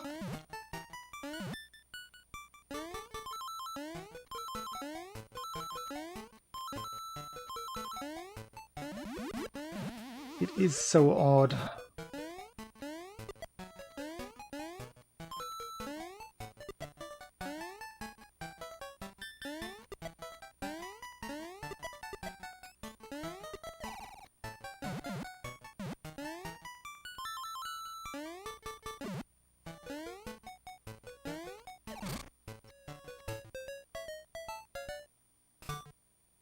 They are politicians because alone the notion of having political affiliations, like being a more conservative or more left-leaning judge, doesn't make any sense.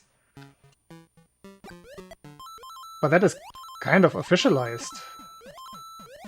How does that work? How is that a thing? How can you even be a judge if people know you're leaning? Huh?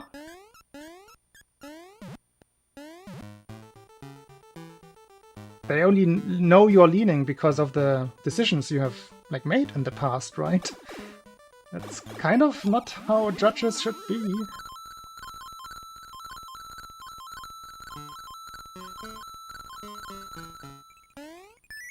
Oh, please, no ATC. Wasn't the Jared Kushner in an official position already bad enough? Oh yeah, this guy is dating my daughter. Let's make him one of the most influential people in my government. Huh?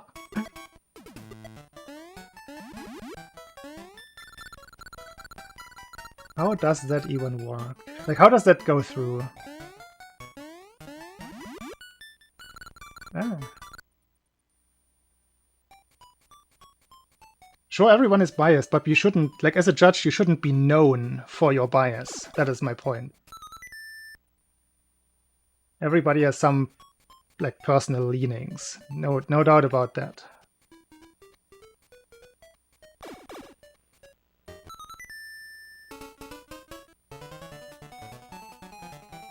Everybody is discriminated against on the road.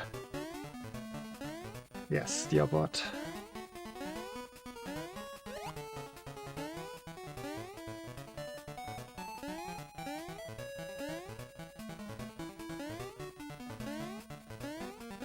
The thing is, the bias shouldn't be political. The bias should be on a more personal level. Like, okay, this judge is a humanist, and this judge more leans towards a more like liberal in an economic sense direction. I think those things are viable,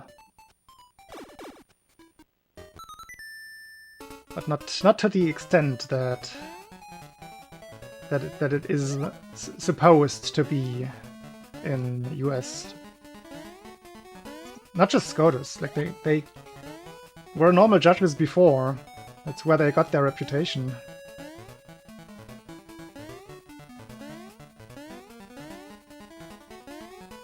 Like if you followed the Alex Murdoch, or Murdoch, I always forget the exact pronunciation, the guy who supposedly murdered his wife and son in South Carolina, who was also a very well-known attorney in that area. Every judge knows every politician there, every attorney knows a lot of politicians, and it's just so intermingled that you can't really... Like, there's no assumption of any non-bias, I think. It's ridiculous how those networks exist in plain sight. The freaking defending lawyer for Alex Murdoch is the senator of the state, or the one like whatever he was. No, it's not the senator. It's some high, very high position. Richard Harpootlian. I don't know how those things go together. Also, this is where I mostly log out of the actual context of what is being said. I'm just rambling. Just consider my rambling in a way that I have not necessarily read what you respond to me.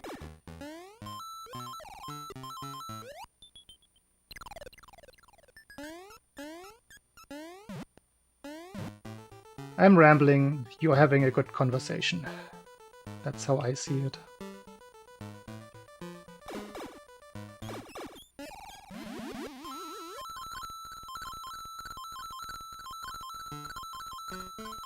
I mean, to Goop's half statement there that I was able to read. You cannot like eradicate biases, of course, but you shouldn't show those biases in your rulings. And that's the part where the American examples that we mentioned, they are known for exactly those reasons, because they have been consistently throughout their career been making certain decisions based on their biases, which is why they're known as, okay, this one is liberal, this one is conservative. That's the part where it becomes very icky. You can be a highly religious person and still take your job professionally and don't let that cloud your decisions. I believe humans can do that.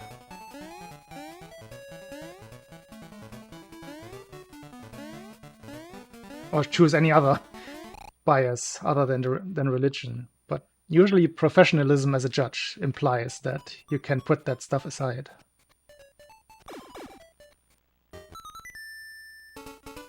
And that is the problem, Goop, yes. That's the thing.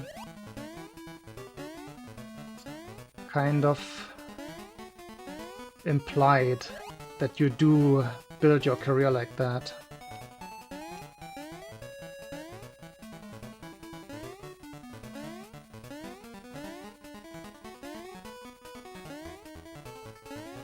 The things with attorneys and zealous advocacy,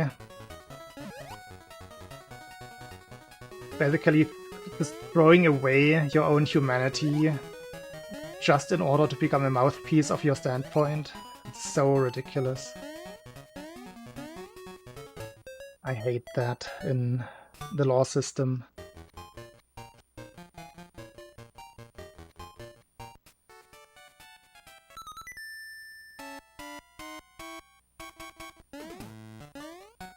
How's what exactly handled in Germany?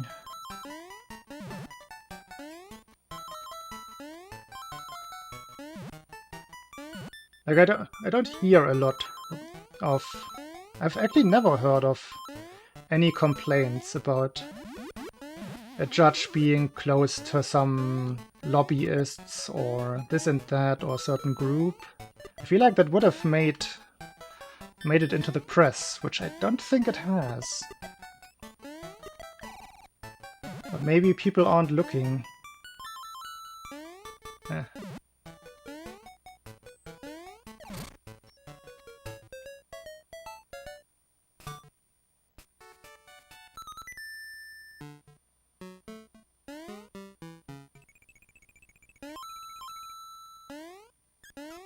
Or is that for the Bundesverfassungsgericht?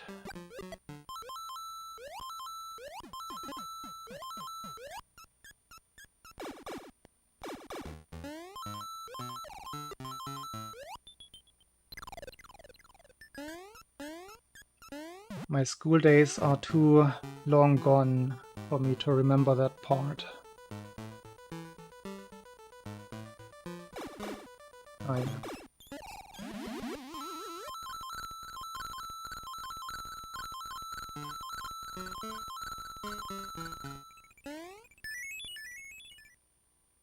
Yeah, I mean, that's kind of political in a way.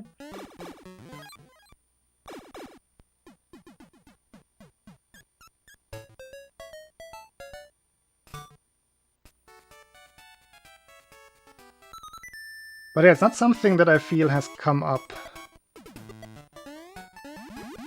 a lot, that there would be any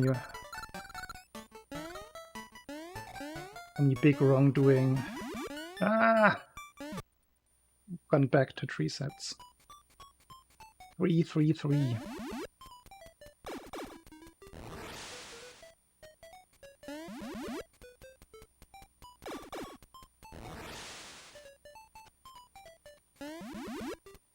Yeah, like that's the perception. Again, I have not been following this closely in Germany, but the perception that I get is that all kinds of parties, all across the board, are getting some slaps on their fingers every now and then.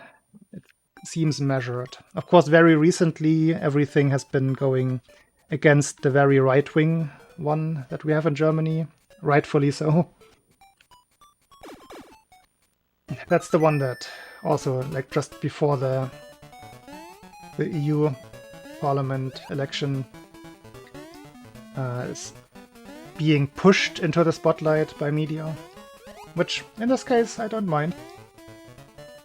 If it's against the clearly neo-Nazi party, then give them all the flack that you can, even if it's a little bit one-sided in media representation.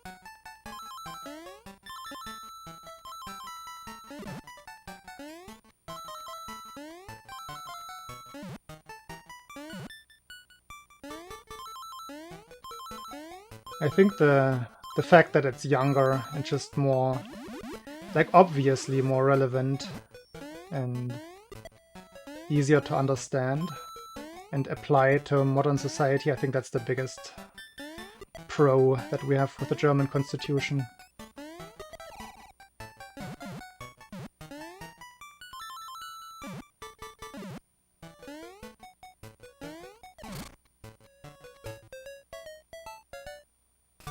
I mean the AfD, yes. Born out of pure xenophobia. And then they became a melting pot of all people who were seeking influence and wouldn't have influence in their smaller organizations. So they all congregated in that one party, and now it's mostly neo-Nazis.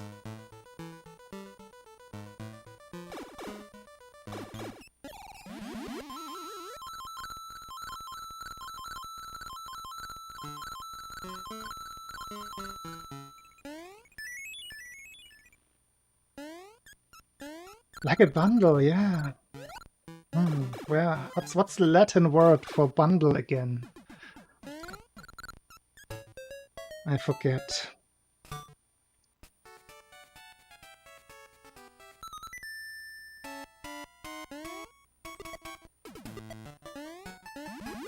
Ah, I actually physically slipped off the button. What the hell?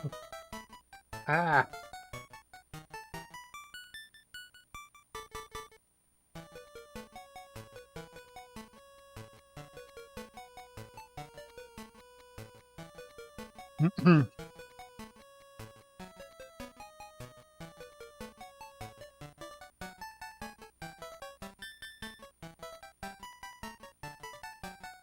No ATC.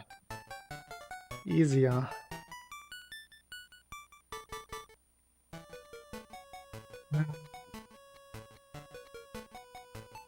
You ought to know it's one of her more successful songs.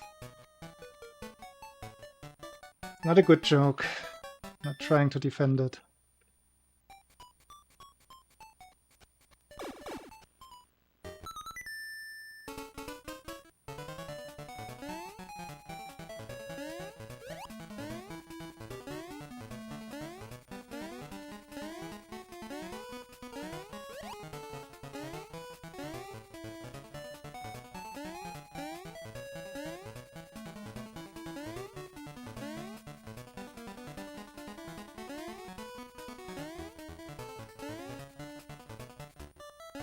Have a good one, boss.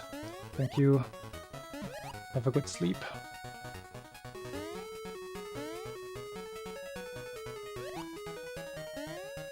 What I find interesting about the German political scene in the context of the world is that these days a lot of people from all around the world know the AfD by name.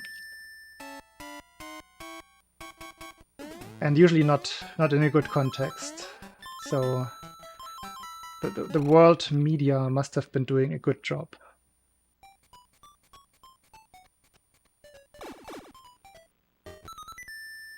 But there's this upcoming neo-Nazi party,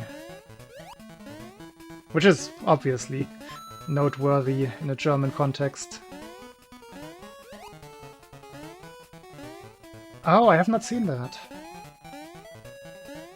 I'm way behind on my John Oliver fix. I want to watch the Last Week Tonight in order, but I kind of am behind by a year or so. I do enjoy it very much, though. Just haven't really found the time.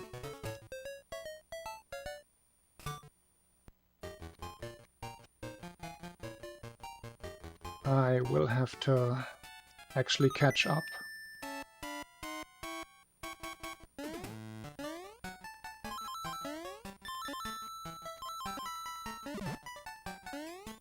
Yeah, but even Dutch people knowing about German politics, still noteworthy for me.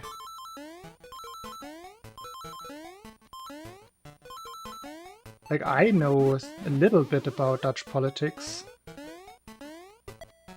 The struggle of getting a governing fraction going the last couple of months. Also kind of the same problems with the several right-wing parties being way too successful over there. But I would say the average German probably doesn't know anything about politics in general, or politics outside of Germany. So if somebody is actually interested and knowledgeable or knows anything about what is going on in Germany who is not German, I see that as a very good sign.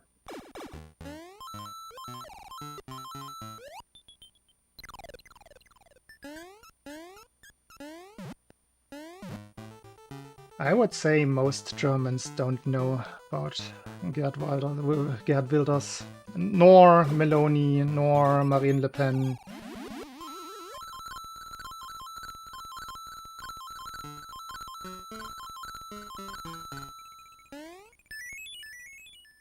Pretty sure most people are pretty apolitical in Germany.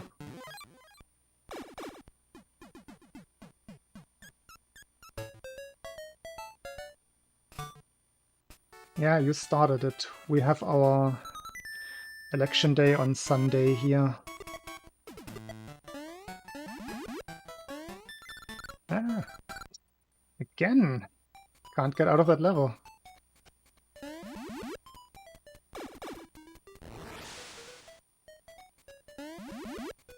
I would say selective perception is probably the bigger thing there. A lot of people consume news media, but don't really take it in, I suppose. It takes that extra step of then reading up on the topic to actually understand what is being said. I think the Telegram bubble is its own bubble in a way. It's not even the people I'm talking about. I'm mostly talking about people who are just not interested in those goings-on. Which I think is a silent majority. It's the people who vote out of habit. My parents have always voted this and that, so I'm gonna vote this. I know way too many, older people. Probably very different in the younger generation. I am glad about that.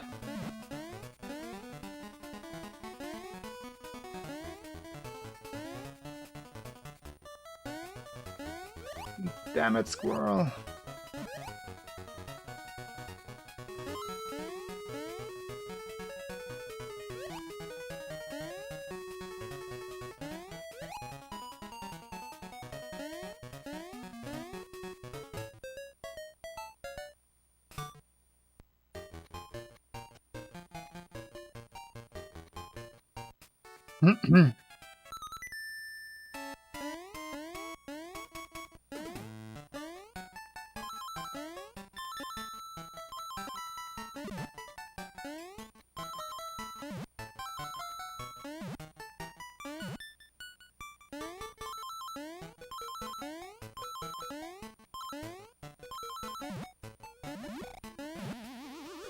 Okay, good.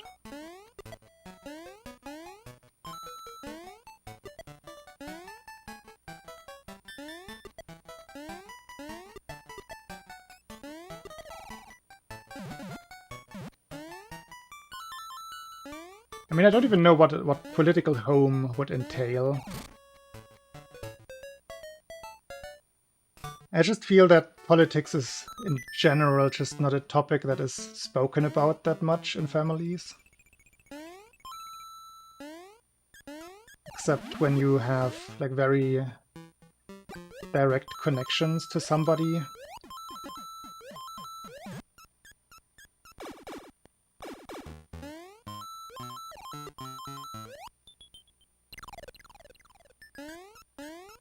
Well, yeah. See, that's the good thing. It's not the good thing, but that's the thing about US politics. You only have to choose one or the other side. That makes some heated discussions. Also, AC7. Joining right into the political debate.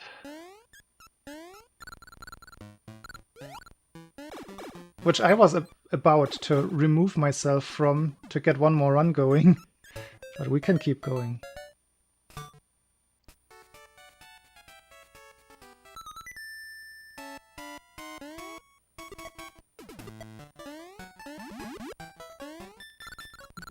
Laggy.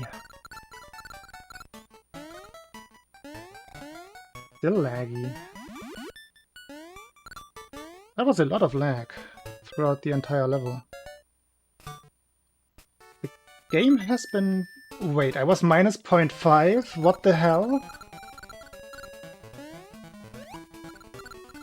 Dang! Now I'm even more sad about that lag. Where did it even come from?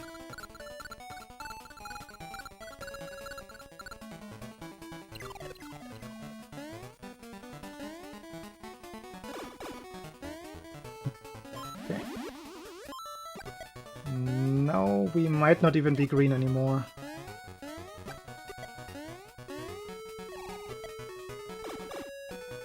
Anyway, out of the tree zone.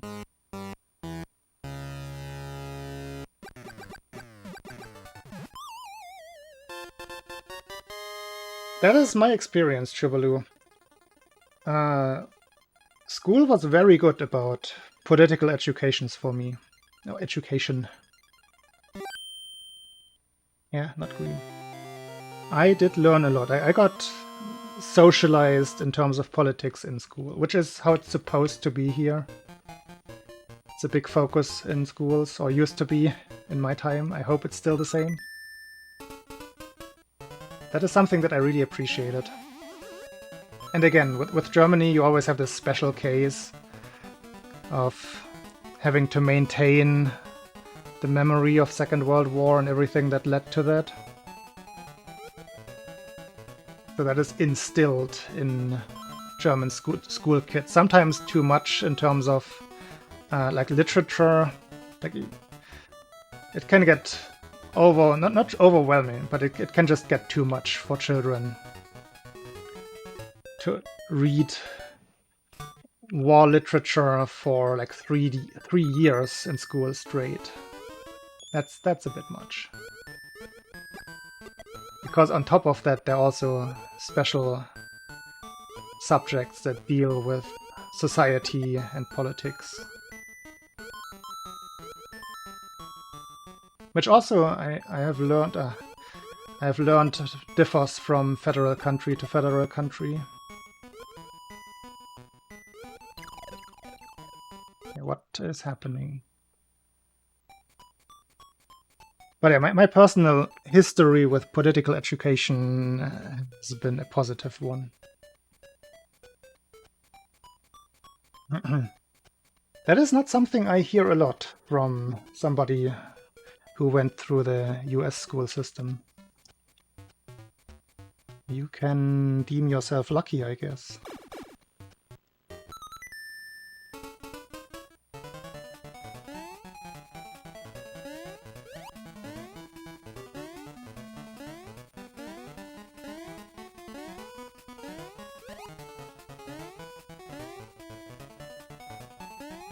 That's maybe my critique point of the German system, or like my specific example, that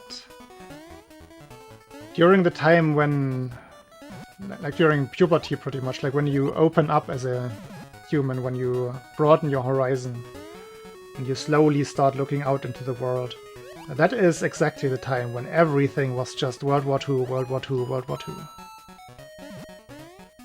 It would have been a little bit more interesting to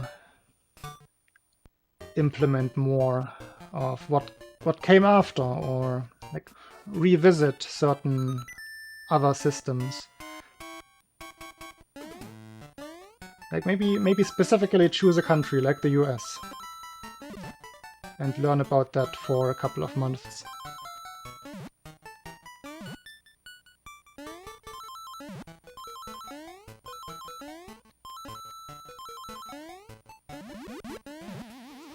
But I think in general it gave me a good idea of how politics works, the entire concept.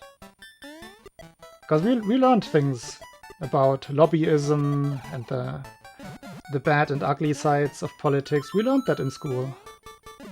It's not something that was being kept away from the children, or it's not something that politics itself is able to hide from the public. I guess that's the bigger point, which is a good thing. If there's lobbyism, it should at least be public. And I'm well aware that not everything is.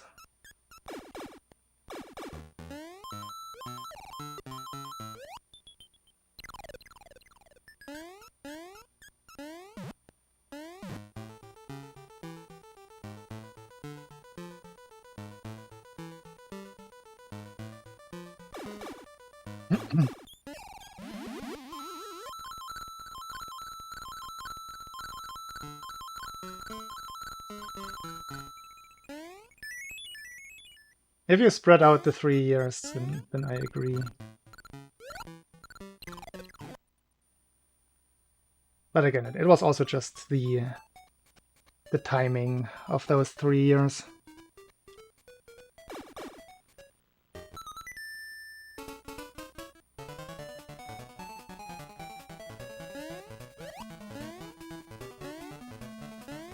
Also, I think my generation had a little problem. Maybe the third year would have been different if the reunification hadn't still been this close. So a lot of teachers probably wouldn't have had the most controllable and best opinions about the reunification. Maybe that's why they kept it away for a while, until most teachers had also come around to appreciate the new system. Because that used to be a problem. If you were found out to have been in the old East German system, more specifically in the Stasi system, which was like an intelligence network that made use of citizens in hidden roles. Like you would be a spy. You basically would be approached by the state intelligence service to spy on your neighbors, things like that, as a private person, as a citizen. And then you would get a special like internal name that you would be referred to as internally, and you could get some advantages, political advantages, if you were lending yourself and your services to that system. In hindsight, those people were not necessarily punished in all cases, depending on what they had done in terms of spying. But, for example, if you were found, if you had a data, or if you were in one of those informers and were working in the school system, you were ousted and you couldn't work in the school system anymore. That happened to 2 of my elementary school teachers, who suddenly were not there anymore, all of a sudden, after the big vacations.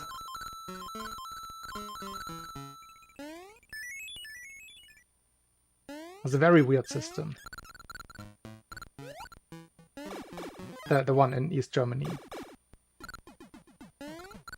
Private informer system.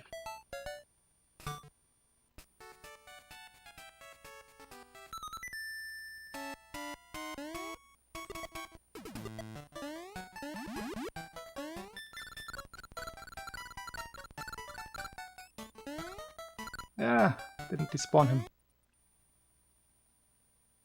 I mean, we as children didn't understand, but some other teachers told us.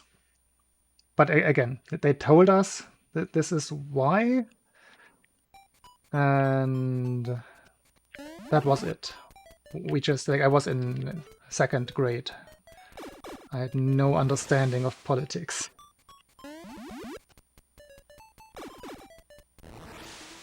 They might have tried to tell us in more child-friendly terms, but I don't remember that aspect. I still remember why, so it must have stuck, and years later I put together the puzzle pieces.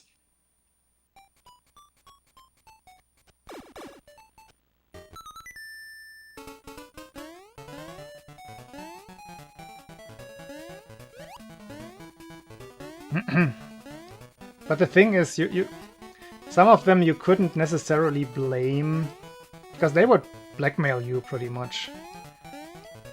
If you don't, then you don't get those advantages, or we're taking something away from you, or maybe they had dirt on you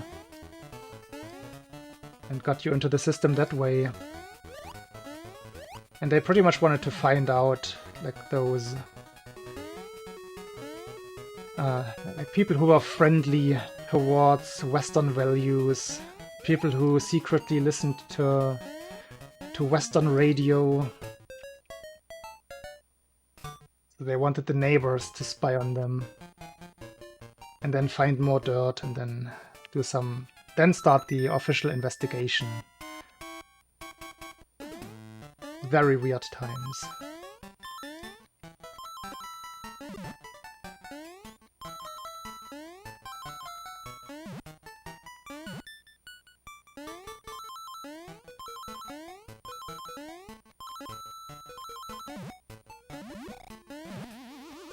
Bonk.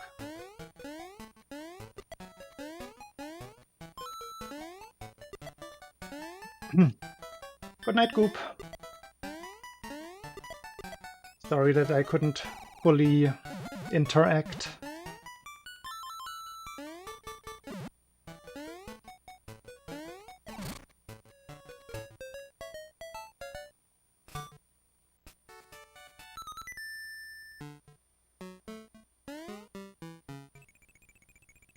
There's similar structures in Texas. Like, what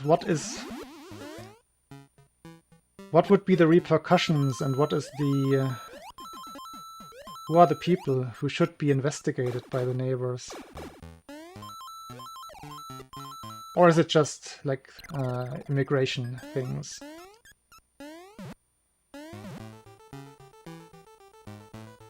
I guess that could be a thing. Oh! Yeah, of course! Yeah. Things like that. People trying to just live their lives by their own standards. How can they?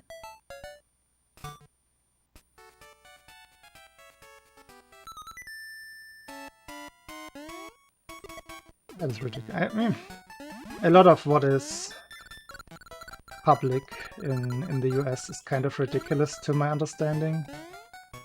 Oh, I didn't despawn him again. Ah. Like, hear me out. Because this can be a little bit controversial, but the sheer fact that sex offenders are in a public register is absolutely bonkers to me.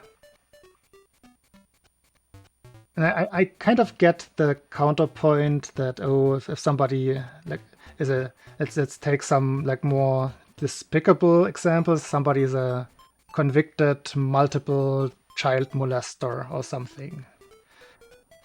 Then as a neighbor I would probably want to know, and some alarm bells should ring automatically if somebody like that moved into a school area or something. I feel like that's a case where you can kind of justify that. But then you also take the other side of the coin that, say you get drunk, you get shit-faced, and you go home, and you just can't hold your water anymore, and you go peeing into a bush somewhere. Somebody, like a mother with a with a child sees you and calls the police on you, then you're a registered sex offender. Because you exposed yourself in front of a child or whatever, just in public. And you go into the exact same register, and people probably won't care asking what exactly happened there. They're just gonna be, nope. You person, we're gonna burn your house down if you live in the wrong area. So that's the very, very obvious downside of the system. It shouldn't be public, is my point.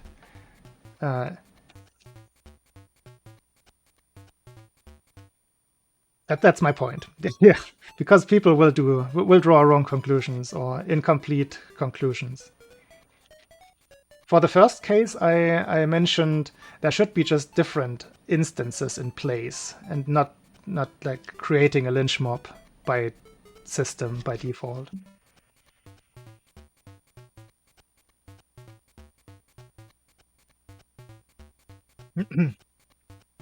Also, obviously, the underlying law of classifying peeing in public as a sexual offense, that is already, like, what is that, Puritan law from the 1500s? It's a little bit odd.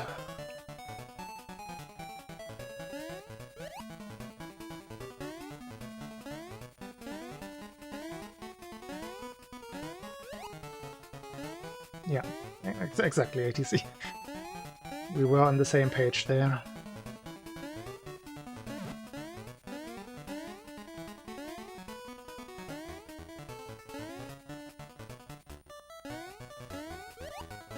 I think the US also sometimes has just a general problem of like over legislation, because everybody can sue everybody for anything.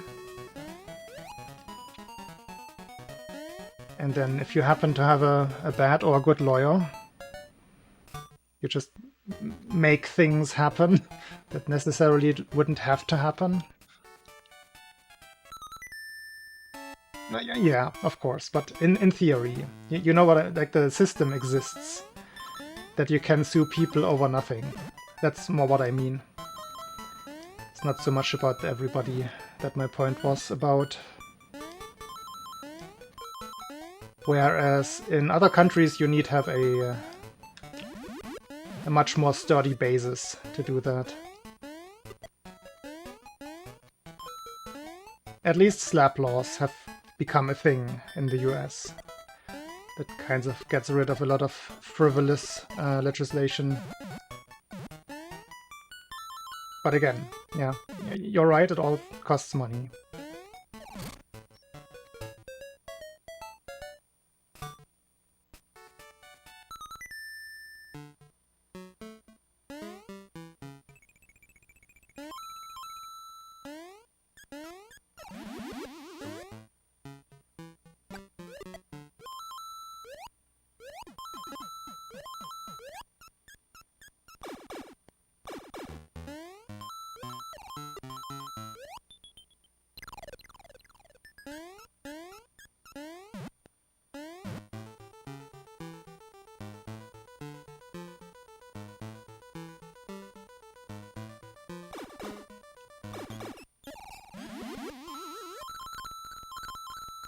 Easy, Chulu.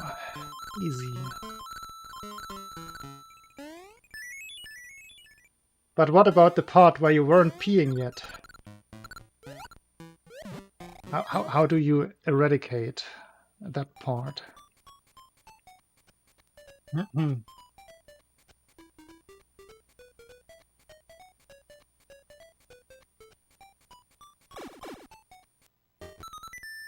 Life split. Life split has had enough of this.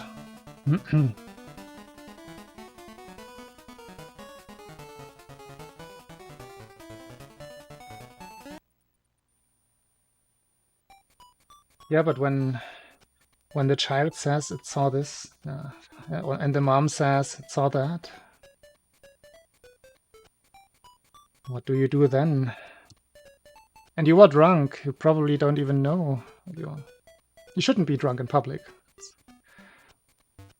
I'm not gonna try to defend that part.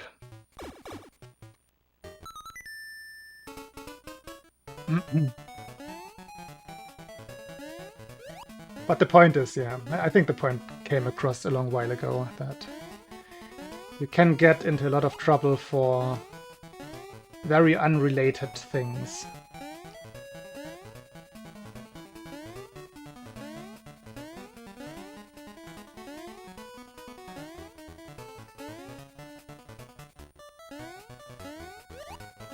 Yeah, at least they weren't peeing out of their car window. That's positive. We turned the story around.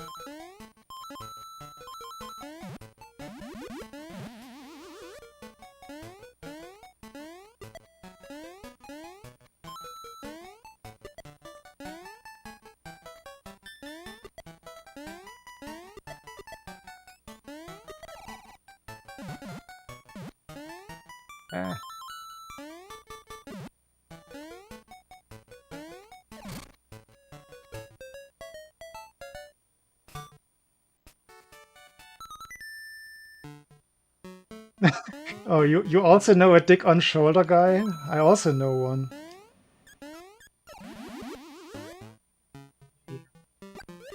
Was not on my volleyball team, but on the higher ranking team. But the locker rooms were pretty close, so I did not experience that myself, but I saw it. He definitely used to do that to the team, to his teammates.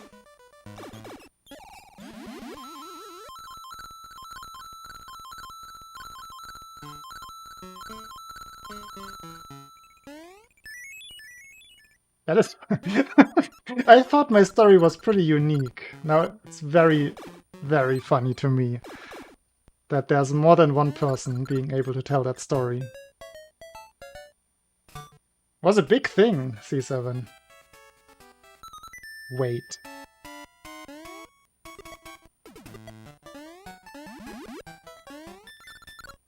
Just boys being boys.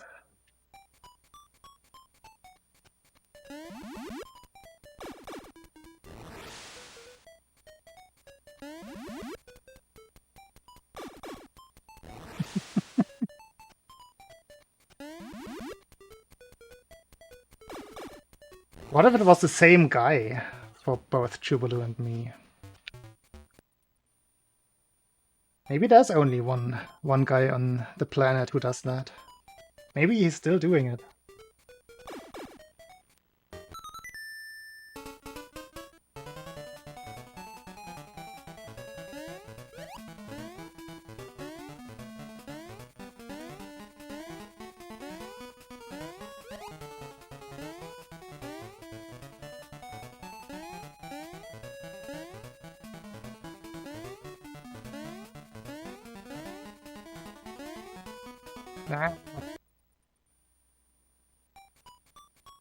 I mean, where else? Workplace, fitness studio, supermarket. Like you're just crouching down to look for the cheap ananas conserves. And then you just suddenly look over and the thing is on your shoulder.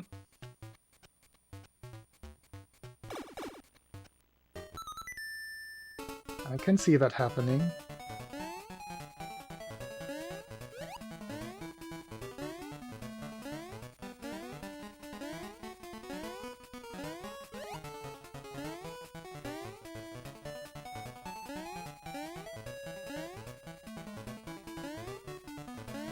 We've had some interesting topics tonight.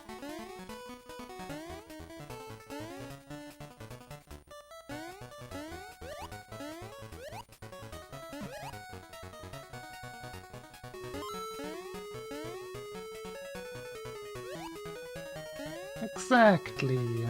That's how it works nowadays. Just a prank, bro.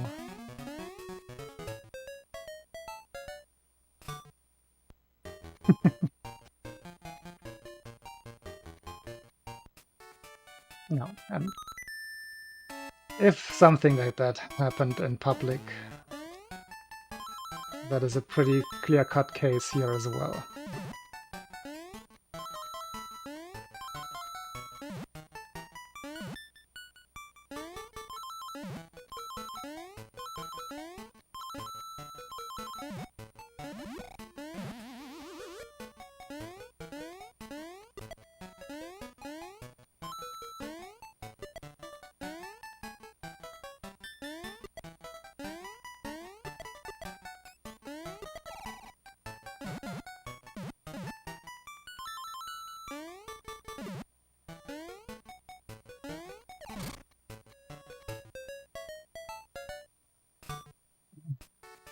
I think it's Swafflin, isn't it?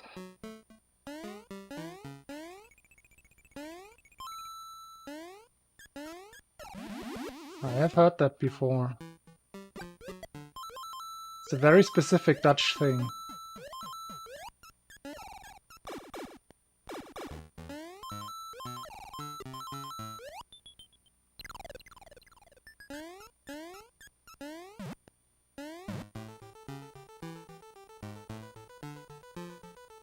It's one of the things that the Netherlands are known for. How do you feel about that?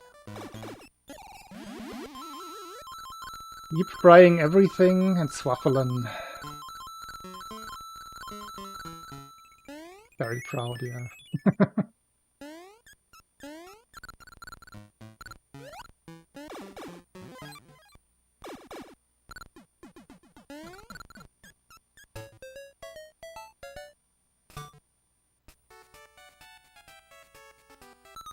And obviously also toot toot boing boing.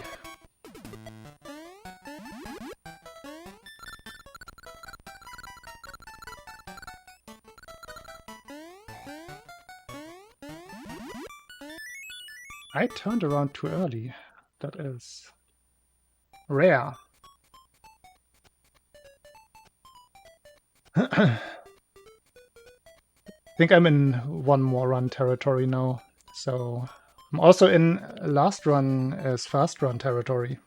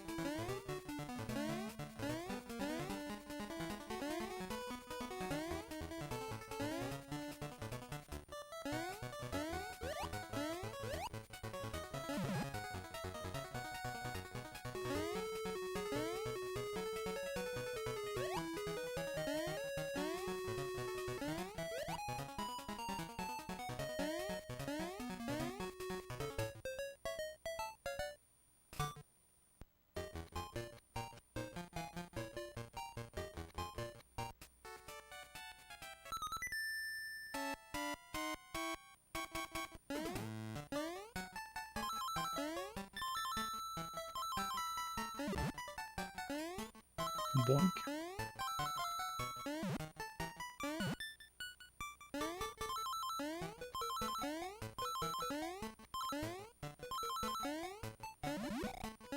Ah, that was slow.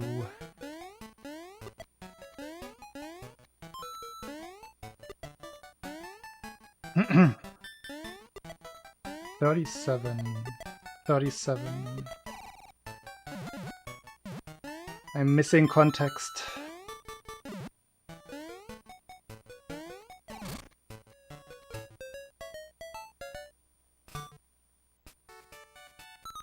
Even with that slow execution, that was still 0.2. Oh, 37, KDL2. Yeah.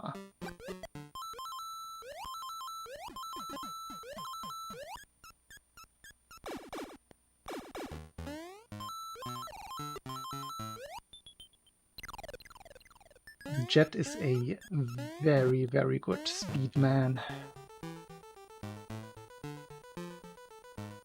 Very rad. I actually find it impressive how effortlessly you switch between games. And are just, at the very least, very decent at every single one of them.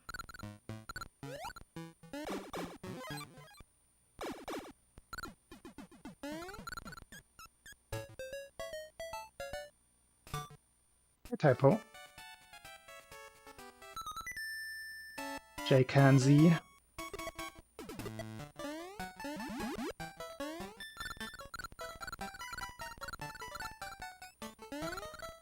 Ooh.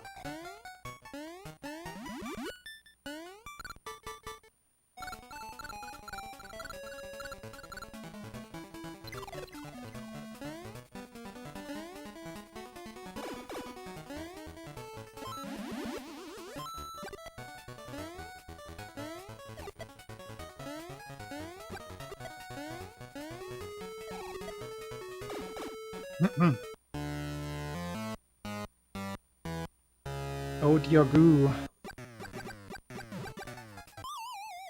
Yo, I got a lower despawn. Totally on purpose.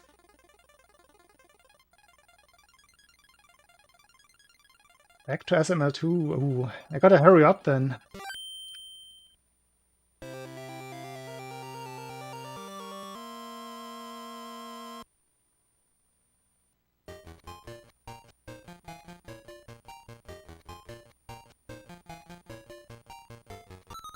Or you have to hurry up. Who knows? Counts for both of us.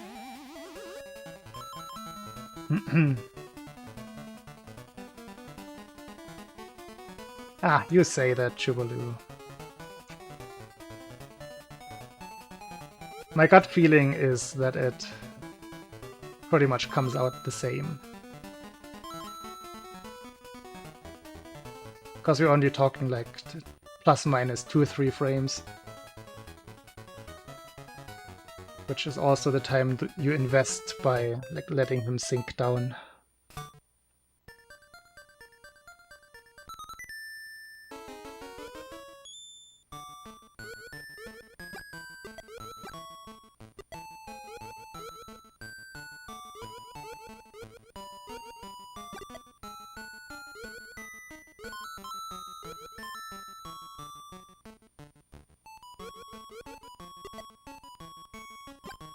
Gonna be extra careful here to not get hit.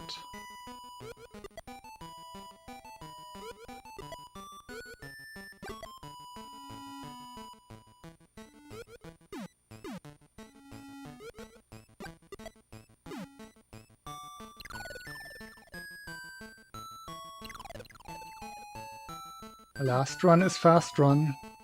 I am telling you, this is a thing.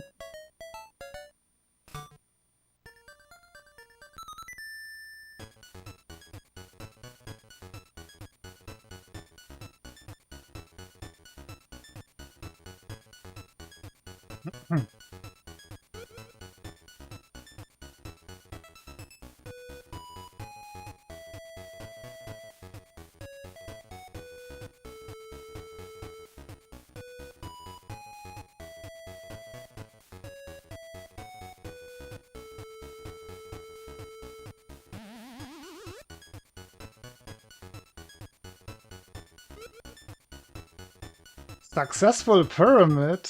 Chat is sleeping. Dearbot is sleeping.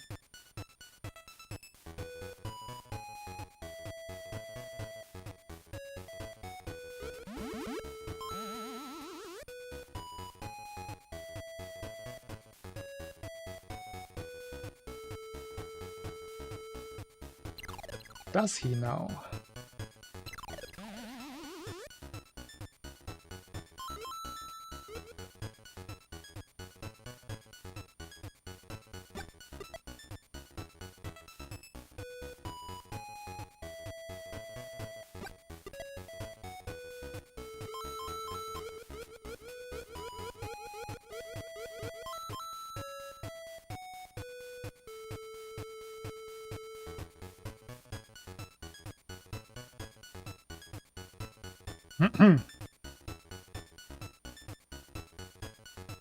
Typo, is there any GeoGuessr planned for tomorrow?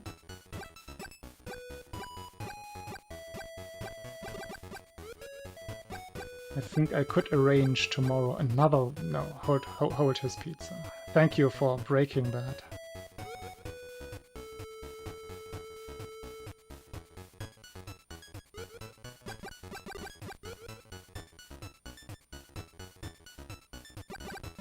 Okay, no, don't worry.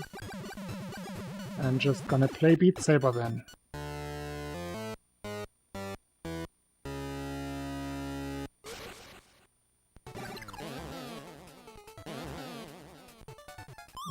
That was the unlucky 2 in the first position.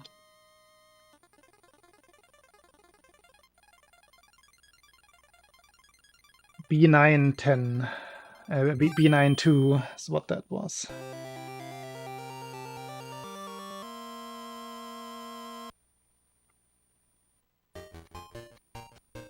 Oh well. Last run, not so fast run.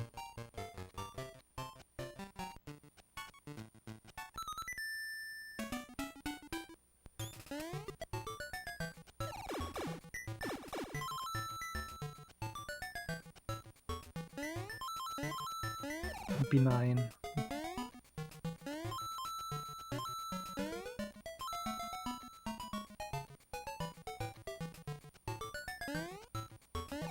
Again. I'm pretty sure I'm holding down. Am I not holding down? I should be holding down. Am I not holding down? We're doing one more. It's number 3 that died on that level today. Like, actually died.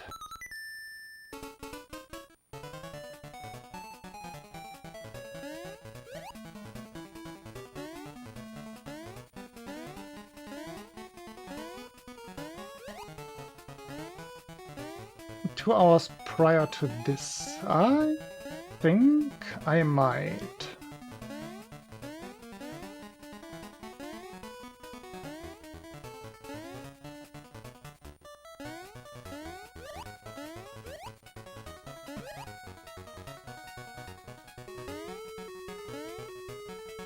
I'm gonna have some chores tomorrow, some optional things. If something comes in the mail, then I will have to do some paperwork. Then I should be done with most things by noon. Then Beat Saber, and then I have some movie watching planned with Queen. And after that, I am free.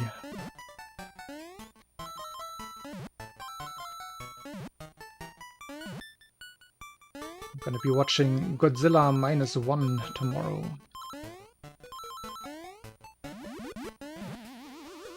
Looking forward to the Godzilla.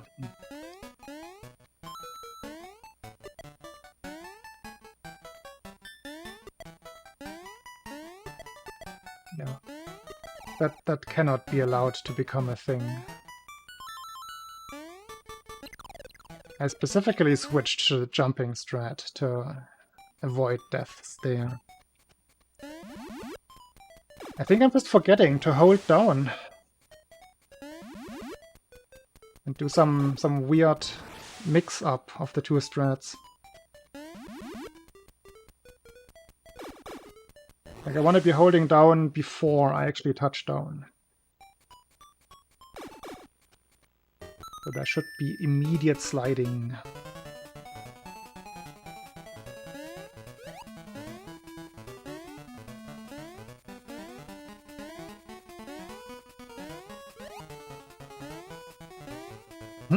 I'm gonna dedicate a little practice session to that on Saturday.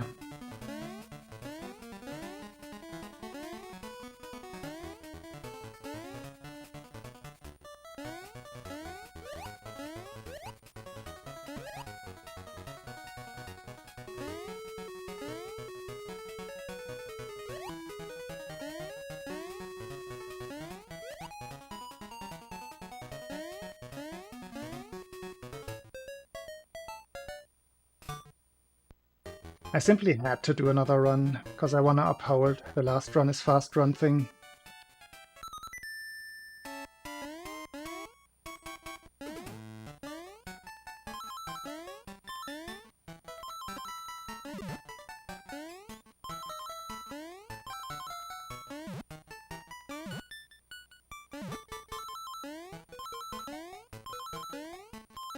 Plenty of corner boosts. Tried to go for the very fast one. Oh well.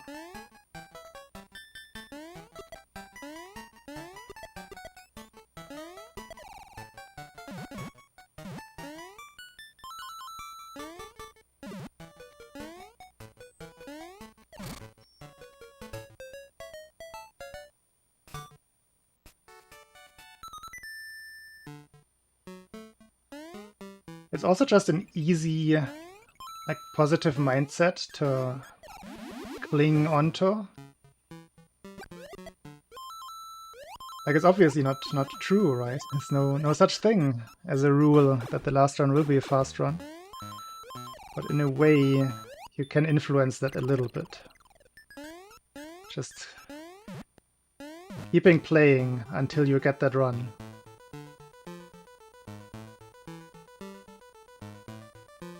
It generally just has put me in a good mindset for the last 2 times where that happened. And those runs were really, really nice.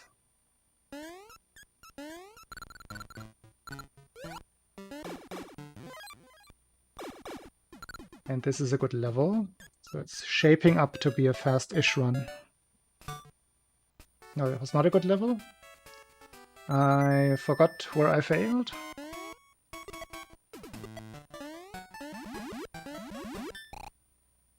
Welp.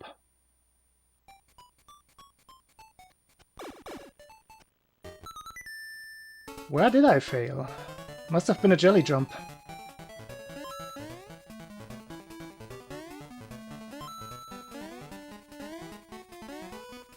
Map for 0.3. Well, that would be awful.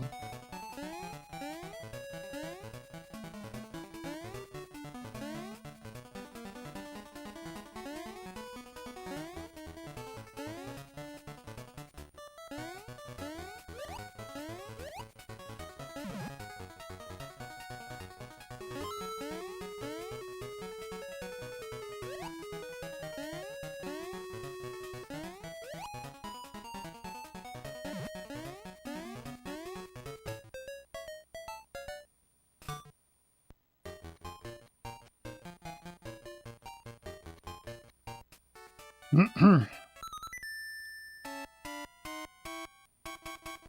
gonna focus on just getting a good mushroom grab here.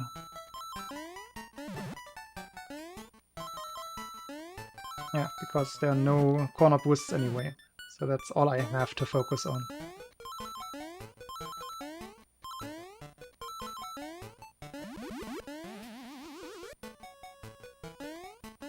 Didn't even turn around at all. What happened there?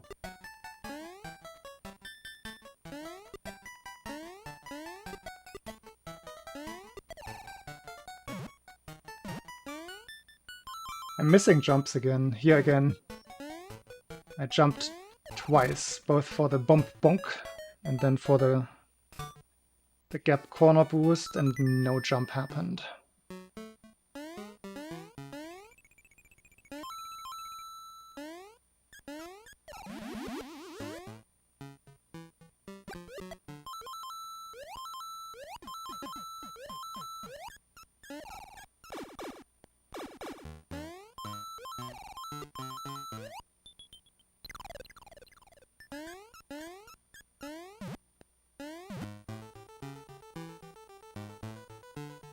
People talking in front of the house. So loud that I can hear them through my headphones. What is going on?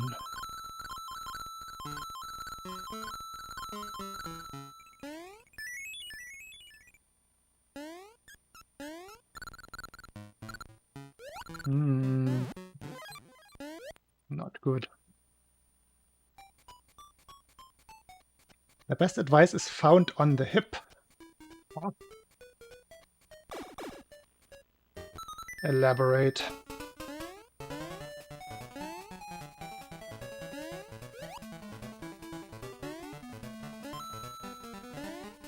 It's more the loudness that concerns me. Why would they be loud? In the middle of the night.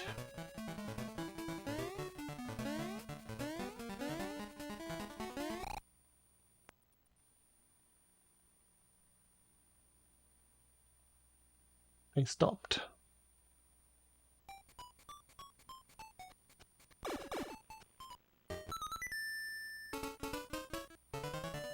The gunslinger.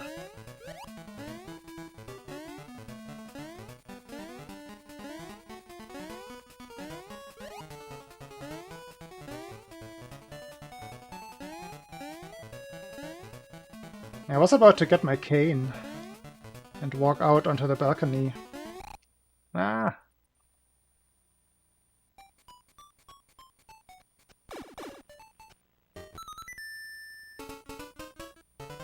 What's a good age to get a cane?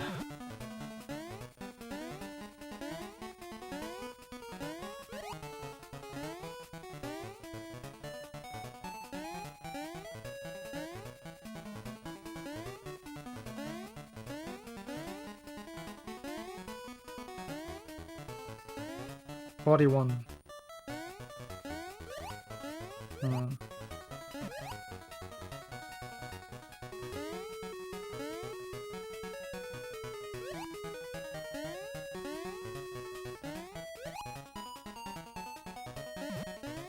Guess I have to read some Amazon reviews.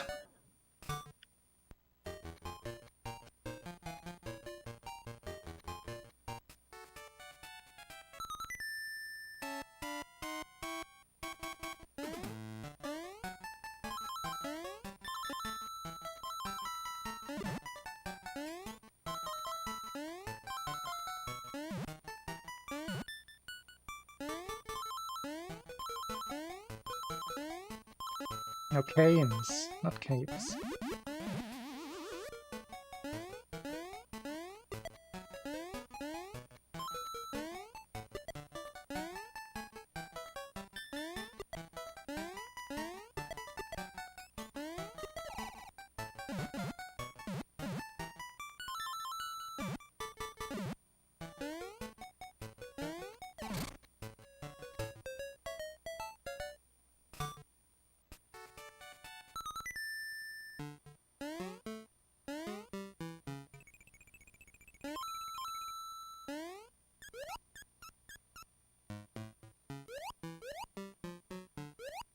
Pained. One down here. Bet you didn't know that.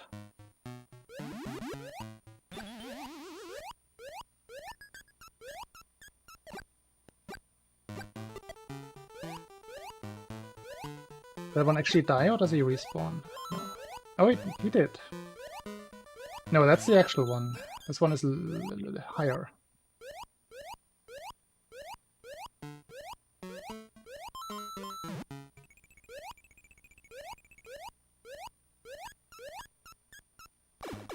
I think that's all of them.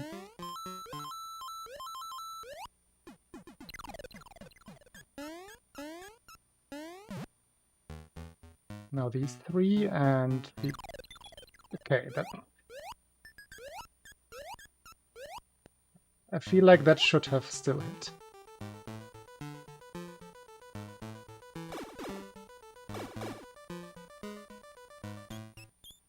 Is there anyone? No, I don't think there's any cowfish upstairs.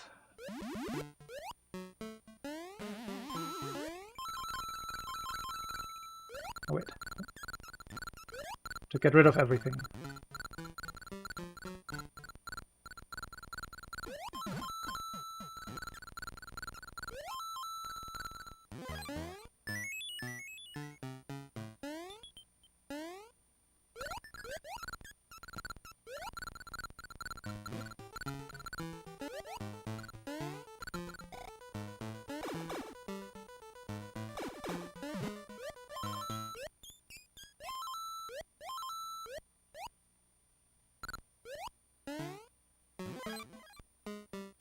think that's everything.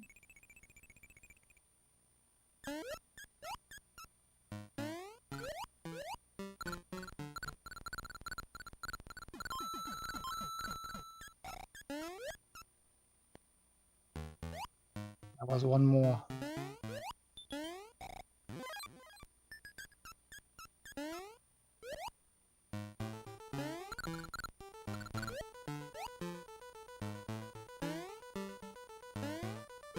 One more.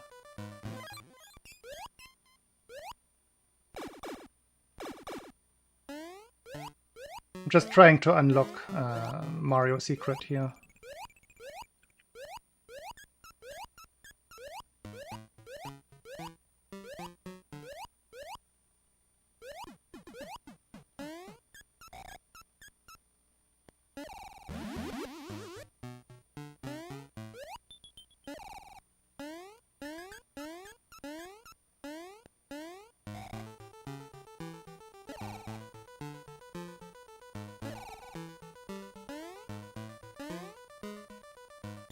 It's my level now.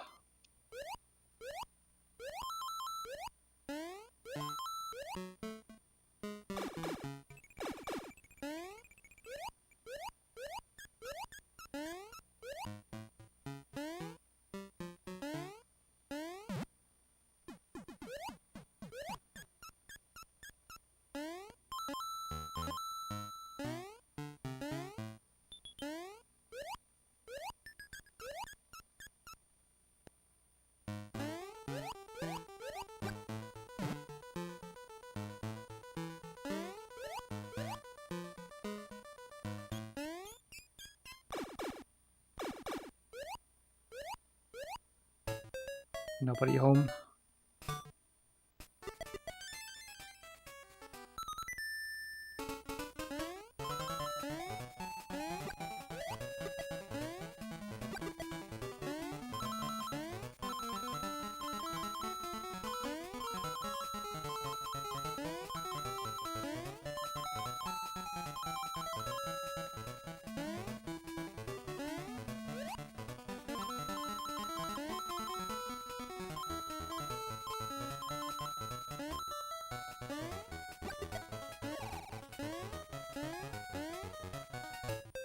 Yay!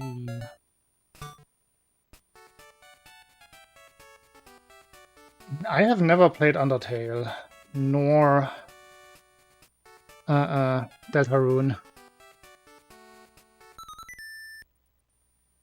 I'm not sure if I would still enjoy it nowadays, these days, after all of the meta spoilers.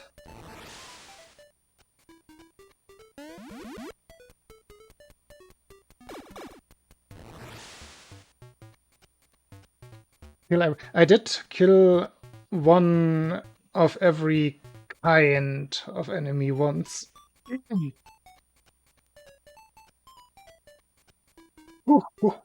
October 21st, 2017.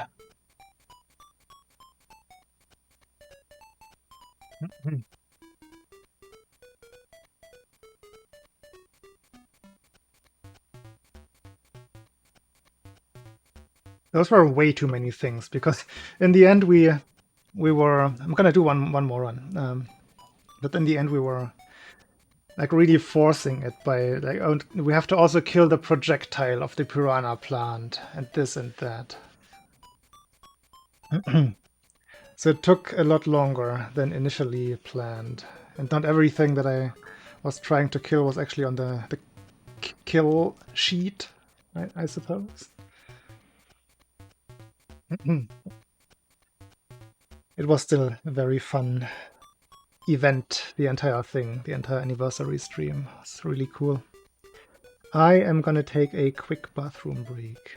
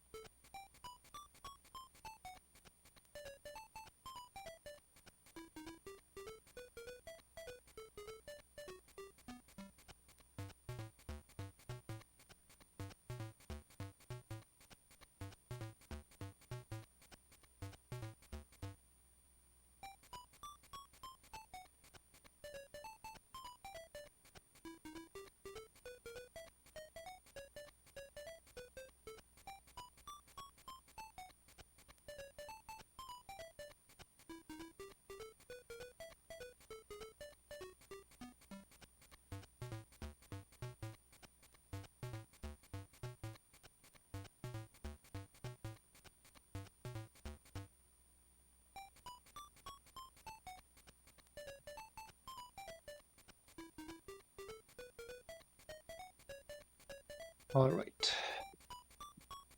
Mental reset has happened.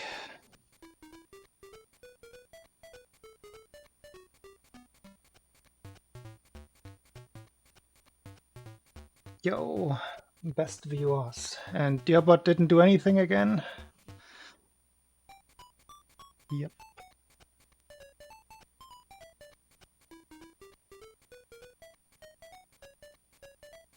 Okay, let me check. Let me check the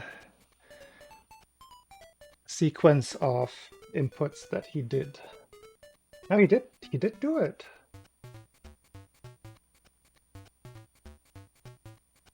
It must be Twitch having changed the command.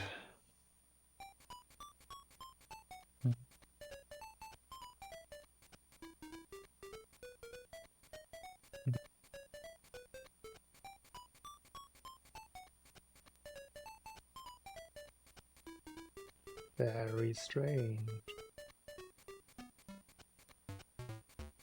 Squirrel, do you happen to know whether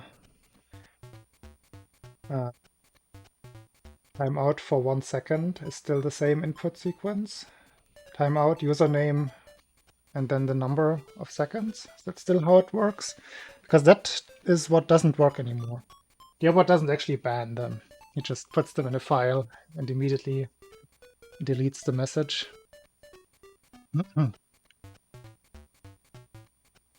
Who wants to volunteer? Whom can I time out for a second?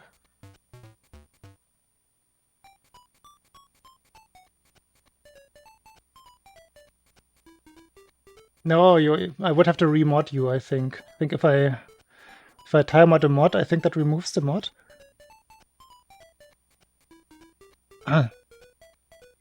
C7. There we go.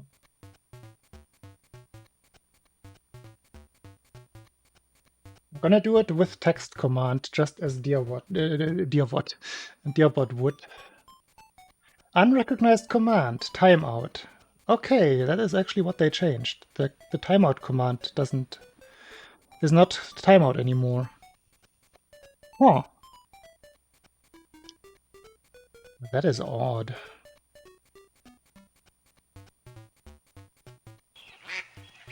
Yo, what the hell? Scott! Are you sure about that? Thank you very, very much. Yeah, tier 3, like that is... Man, you're actually making this lucrative for me. I appreciate that a lot. Now I actually have to play the game, I think.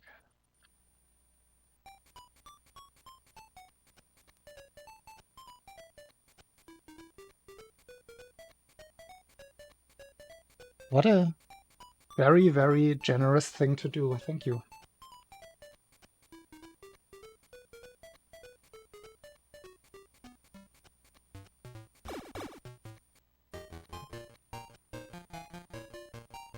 That frazzled me. Now I have to actually remember how to play the game. From to 24 hours. No. I will definitely elect to sleep and play some Beat Saber tomorrow.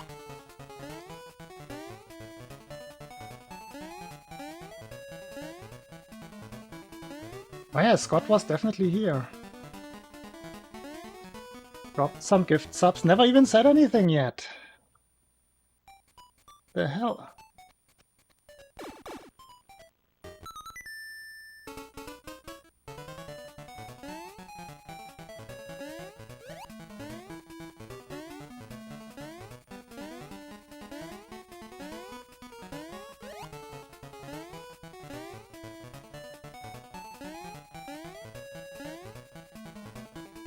This is actually actually really good timing, because I did apply for self-employment, and the Twitch aspect is part of that. So I am not quite officially self-employed right now, but pretty much very soon, as soon as the paperwork is through.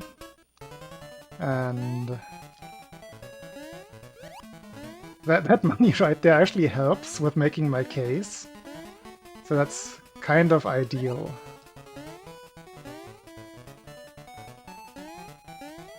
Because they could say no, this is not enough that you're making. And the plan is to not make it be the only thing.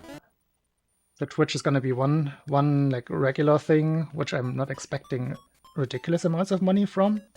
But then also some the website project that I might have teased before. That should be something as well.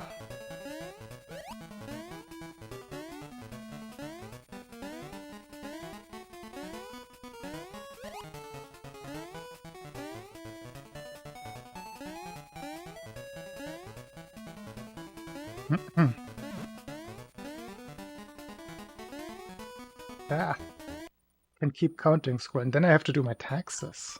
Can you imagine? I mean, every American can very much imagine. Usually not something you have to deal with. You have a regular German salary job.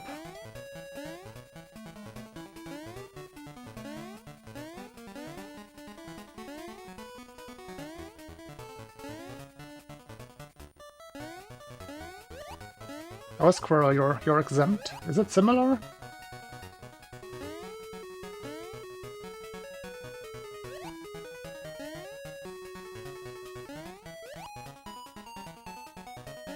Oh yeah, it's all online here as well. But still. Like the normal worker here, the normal salary receiver, doesn't have to do any tax return stuff. Because it usually doesn't apply, like usually you wouldn't get anything back, you usually don't have anything you pay ahead. That is pretty much restricted to self-employed professions.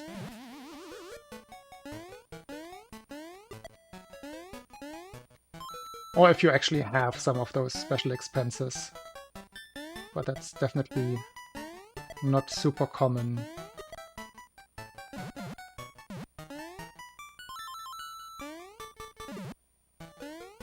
And under a certain like yearly income, it usually doesn't make sense either way.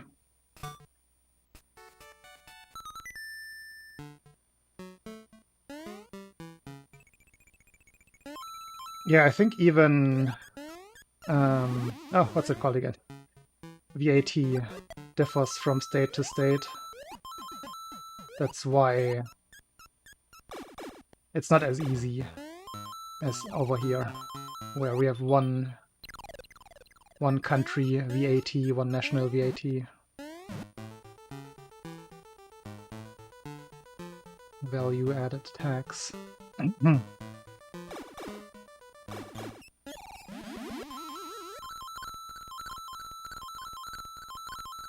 So the price you see here in shops and stores is always with VAT already added on.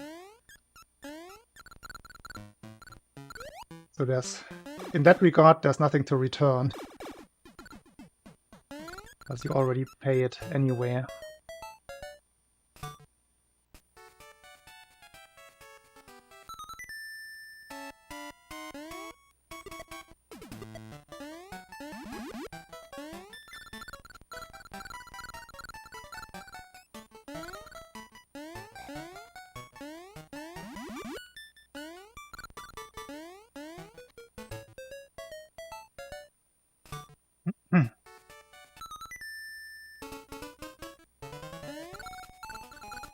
No, that kind of sounds like a nightmare. Like, for a lot of people, having this much bureaucracy added on top of everything. I'm glad that our federal system doesn't include that. We also have the same kind of federal system in a way, with 16 states. We want to keep the terminology straight. Which also have their own legislation in certain regards. But most anything still is under the big federal umbrella. At least most anything that you have to deal with as a private person.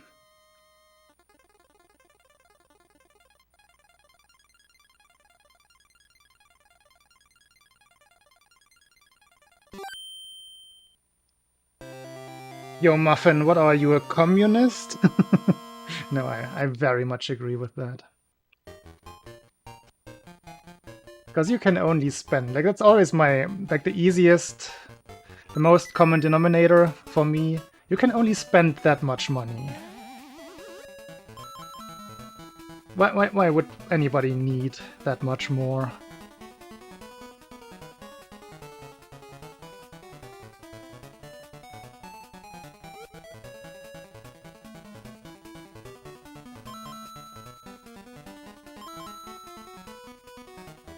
I would go further and say, even in private companies, there should be a maximum amount of money that you should be able to earn. And everything on top of that is just shaven off straight away, not even taxed, just shaven off, given to where it's needed. Oh well, not even. It shouldn't even be in the system, like that. Some numbers shouldn't exist in this context. It's hard to justify that. Hey, Kebab.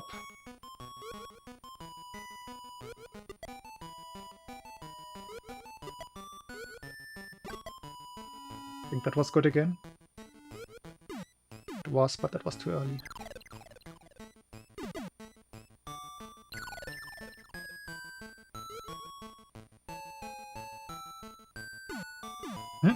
I have one more Mario shirt and one Game Boy shirt. And then all kinds of different gaming-related shirts. I have a Metroid shirt, I have a Super Metroid hoodie with the entire map on the back. Wait, is it on the front? Where's the map? No, it's the Metroid on the front and the map on the back. What other gaming-related thing? I have two ESA event shirts from the ESA Marathon. I have an AGDQ runner shirt.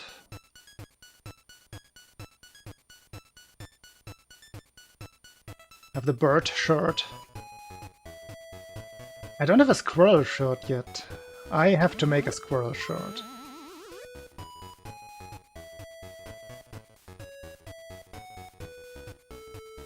I was just talking about wanting to make another shirt before July, because I will be attending ESA again this year. Not sure yet if I will be showcasing this game. I was not in the first picks, but I also wasn't immediately denied, so there's still a chance that this category will be at ESA. There's no snail shirt, no. I mean, snails are not there anymore. I could make an all-emote shirt, but then I would also be... That's a good thing. I would be incentivized to make some more emotes. Which I still haven't done, because I'm lacking good ideas.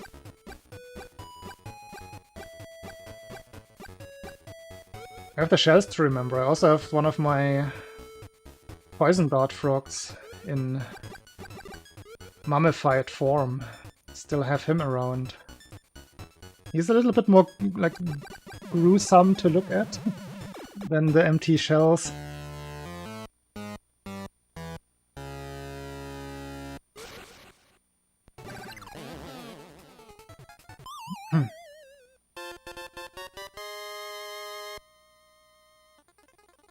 So I'm not sure how squeamish people are about dead animals. I'm not gonna immediately hold him into the camera, but I've told you now, he exists. Yes, Fred. No, Horst. It's Horst. Fred didn't mummify well. I used to have 3 poison dart frogs, Dendrobates. Friends of mine were the initial owners, and they went on a world trip. So somebody had to deal for... I care about their frogs, and I volunteered, obviously. And then I had them for a couple of years, and one after the other. Like the one that I have mummified, who he had some issues ever since he accidentally got left outside overnight by his previous owners. Like he was basically blind and his tongue wasn't working anymore because amphibians and the cold don't mix well.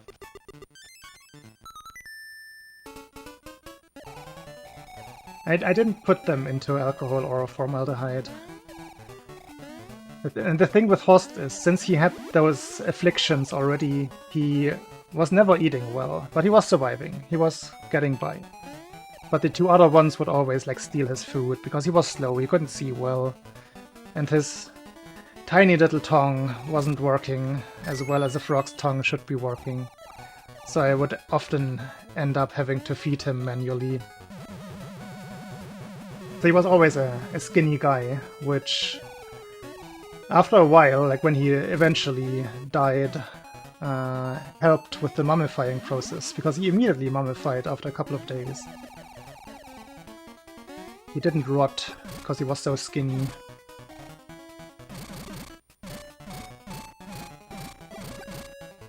Is that too graphic? Talking about rotting pets.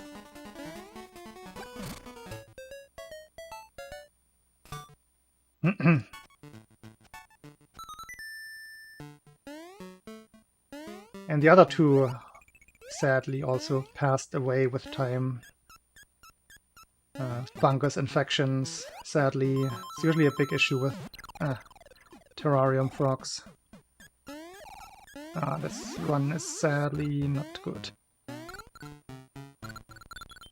Oh well. I guess fast run, another run. Not today. Everything is failing. Yikes. That's like 10 seconds in this. Oh, that also fails. Do I go again? Dr. Mr. Holmes. I want to see the time, but I think this is a reset.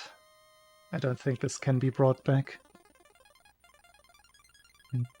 Dead run, bad run. Maybe that's the better way to see it. Yeah.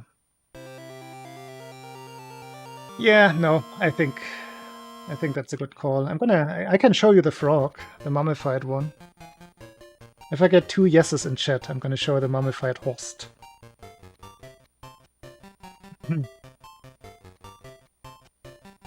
Let's make it a democratic decision.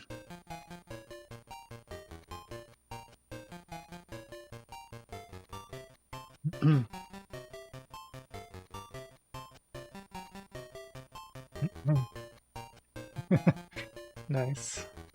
Only 1 yes. 2 yeses.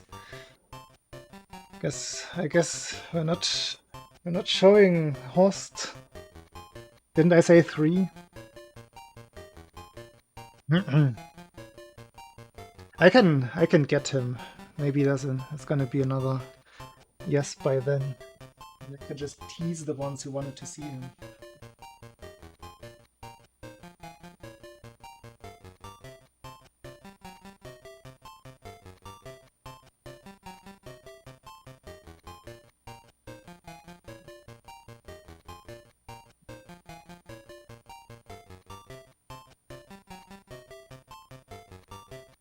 Yo, we made it. get rid of music. Because it is a sad event, of course. Let me find... What do I present him on? Maybe just a tissue. I think tissue works best. He's very small.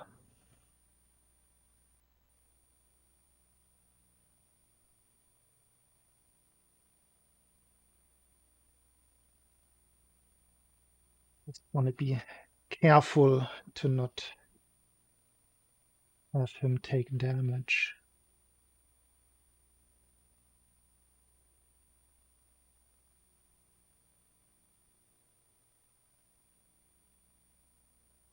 I mean, you can already see him on the tissue. He's a small dude. So this is him in the hand cam. Small dendrobatus, finger for scale. Very small dude. Like when he was alive, he was certainly a little bit more healthy than this. Yeah. I don't think I can angle it too much. That is, doesn't focus anyway. That is Horst. Get Horst back into your little box.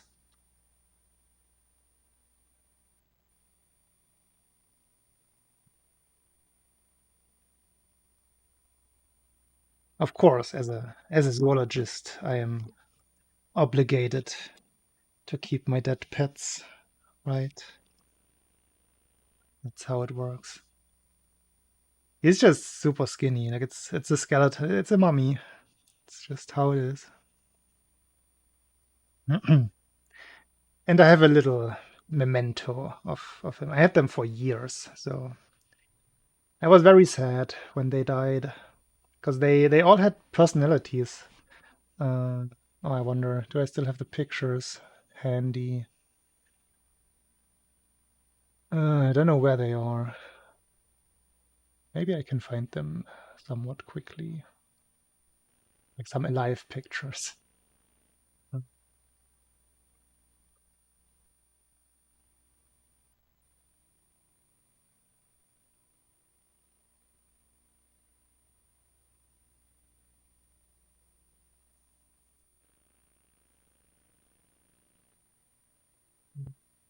Yeah. Doesn't seem like I have them named properly. Probably just... What would the folder be named? Now I have to prepare that. Don't think I can find it now. No froggies today. Yeah, I'm gonna head out too. Let me see who is streaming. As mentioned earlier, I will probably have a small-ish Beat Saber stream tomorrow afternoon, like my afternoon.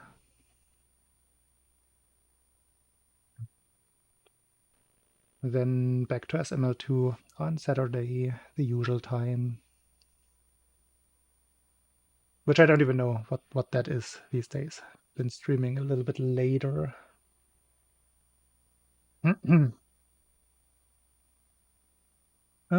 I don't see anybody in my following list. Oh. Well, then I bid you all farewell. Scatter. Have a good night or good rest of your days.